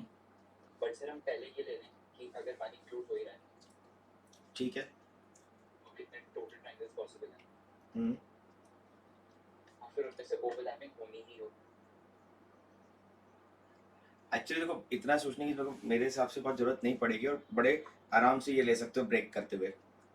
एक मान लो 1 2 की ज्वाइनिंग, मतलब जीरोथ वाला केस, और जब ट्राइंगल ही नहीं, जब लाइन ही है केवल। जैसे देखो हमने स्टार्ट किया था ना T3 से, तो मैं बोल सकता हूँ कि T2 जो है वो हमारा 0 है। T2 मतलब दो दो पॉइंट से बनाने वाले ट्राइंगल कैसे बनाओगे?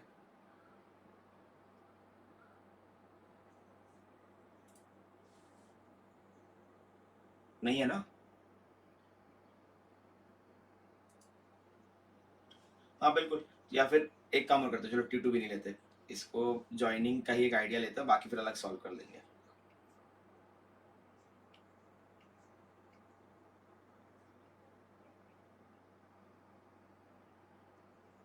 ये है 1, ये है 2।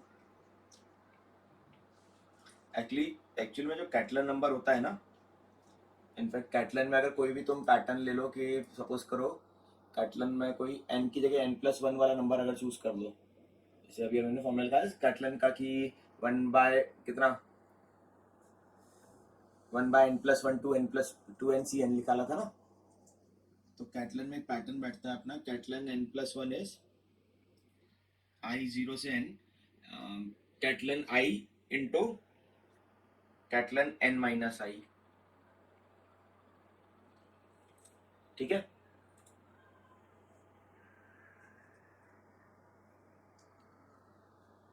ठीक है, सुनो कैटलन I कितना होगा, 1/i+1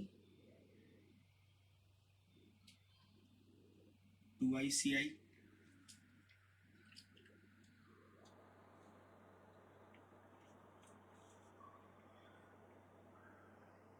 और n-i+1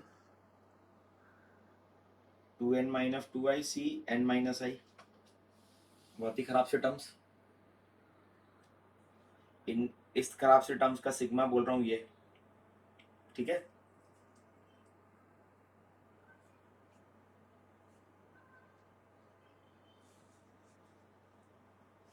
ये इतना है, ये इतना।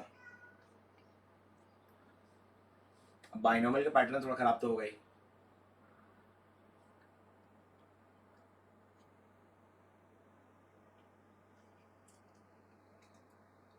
ऊपर कितना आ रहा है, 2i फैक्टोरियल, i फैक्टोरियल, नीचे i+1 फैक्टोरियल एक पार्ट। हाँ Mayank,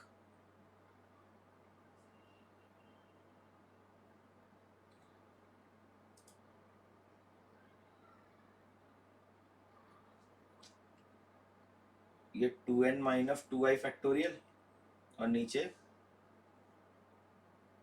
n-i factorial. Mayank hand raise कर रहा है, बोल तो सही बेटा।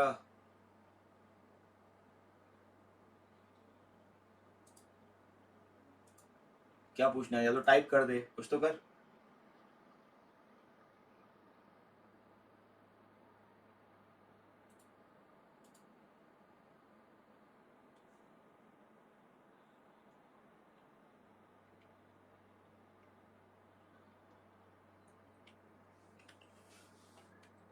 ऐसे ही होगा कुछ।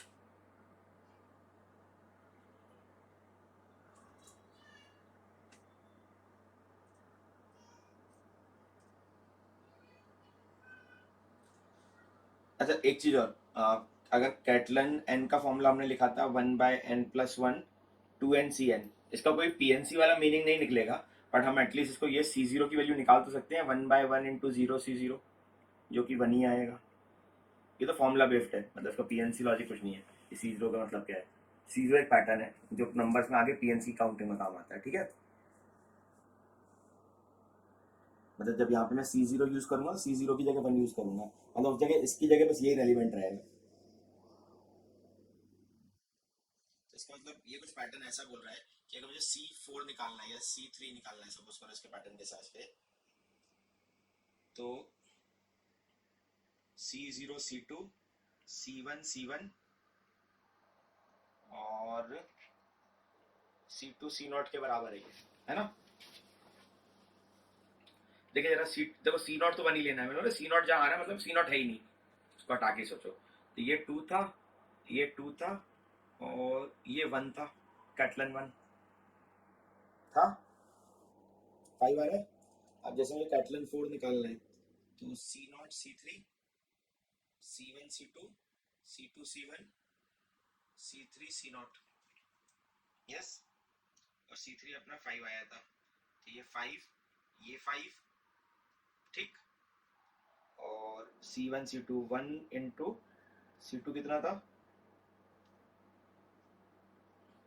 C2 निकाला था ना यार, C2 2 था, ठीक है। और C1 1 था, तो 2 प्लस 2 आया 14, आया ना। अरे बता रहा हूँ, चिंता मत कर, उस पर भी आ रहा हूँ।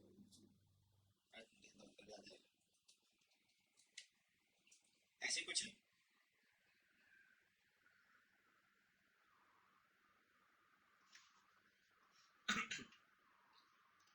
तो अगर मैं, तुम छोड़ के सिग्मा से प्रूफ करेंगे, अगर मैं कैटलन में कोई ऐसा पैटर्न लेकर आ जाऊं रिकर्सिव, तो भी मेरा फॉर्मूला सॉल्व हो जाना है,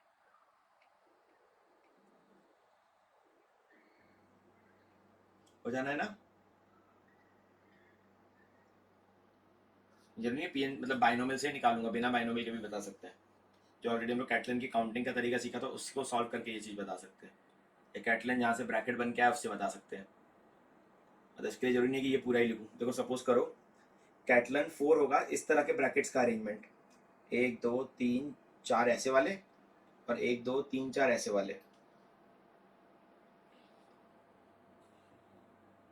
क्या Cn-1 के इक्वल आ रहा है, कहाँ आ रहा है, कहाँ इक्वल आ रहा है बेटा, अगला ही तो आ रहा है, पिछला वाला तो 5 था, ये तो 14 है, कहाँ से इक्वल आ रहा है। अच्छा ट्राइंगल वाले के इक्वल आ रहा है, हाँ तो मुझे यही तो प्रूफ करना है कि ये इस पॉलीगन से रिलेट होता है, वो तो आना ही है। n-1 नहीं n-2, और वो भी n+2। अभी आता हूँ मैं उस पर भी, चिंता मत कर, देखते हैं, ठीक है। ये 4 ब्रैकेट इधर 4 ब्रैकेट इधर, इसकी काउंटिंग होती है C4, होती है ना। ये वाली काउंटिंग को ऐसे समझ कि मैंने पहले 2 ब्रैकेट ऐसे रखे और अब इन 3 ब्रैकेट और इन 3 ब्रैकेट की काउंटिंग कर रहा हूँ, इसको ब्रेक कर रहा हूँ केसेस में, ठीक है।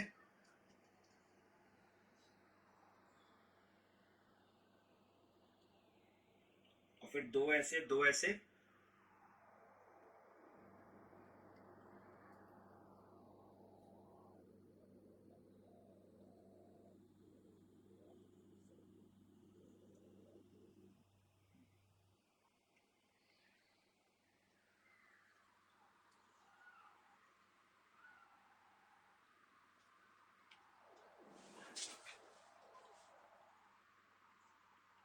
ये ब्रेक हो रहा है, लास्ट वाले में ब्रेक हो रहा है, 3 ऐसे और 3 ऐसे,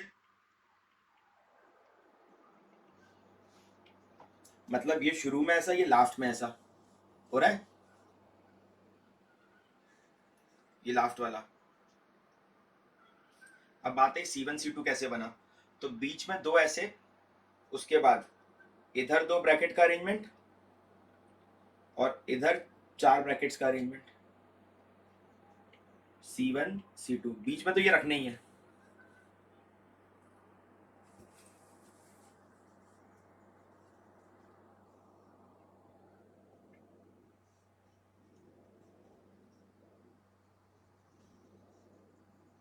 ठीक है।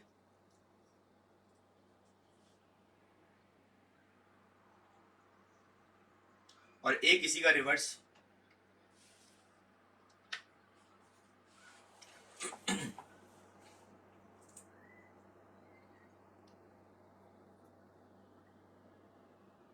बैठा।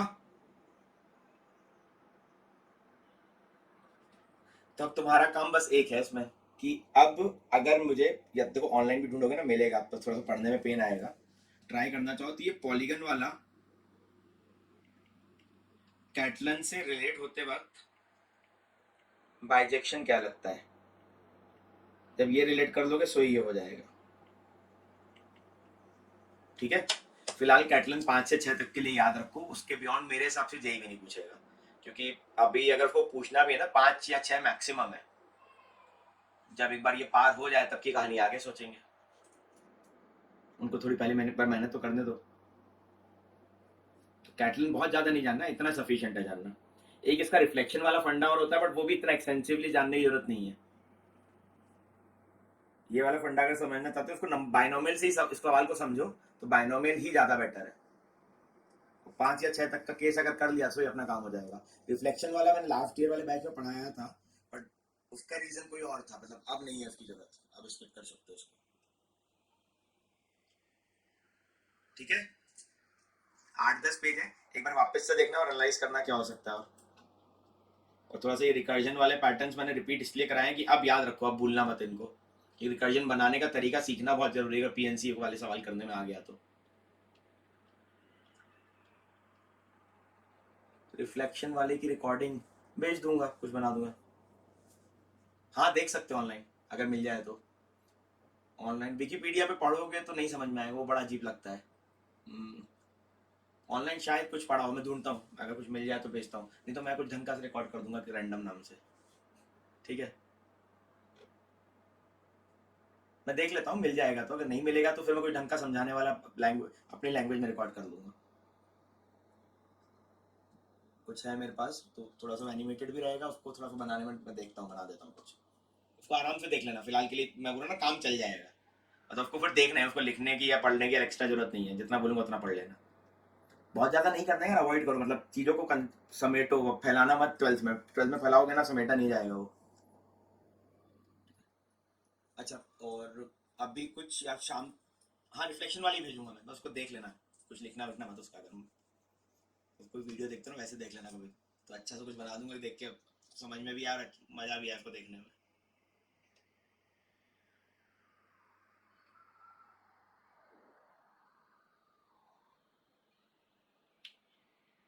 ये पेजेस और रिकॉर्डिंग में भेज दूंगा, तो देख लेना, अगर एक बार वापस रिविजिट करना है। वैसे तो अगर आराम आराम से पढ़ाया है मैंने इतना कि रिविजिट करने की बहुत जरूरत है नहीं। अच्छा थोड़ा सा ना, अब एक चीज और, कुछ क्वेश्चंस के फॉर्म में वैसे तो मैं कुछ कुछ चीजें भेजूंगा, तो अगर अटेम्प्ट करना चाहो तो कर सकते हो। पेपर्स के फॉर्म में भेजूंगा, बहुत लेंथी कुछ नहीं भेजूंगा। और टेस्ट में जो आ रहा है ना उसके अकॉर्डिंग कुछ भेज दिया करूंगा, तो बनाते रहना।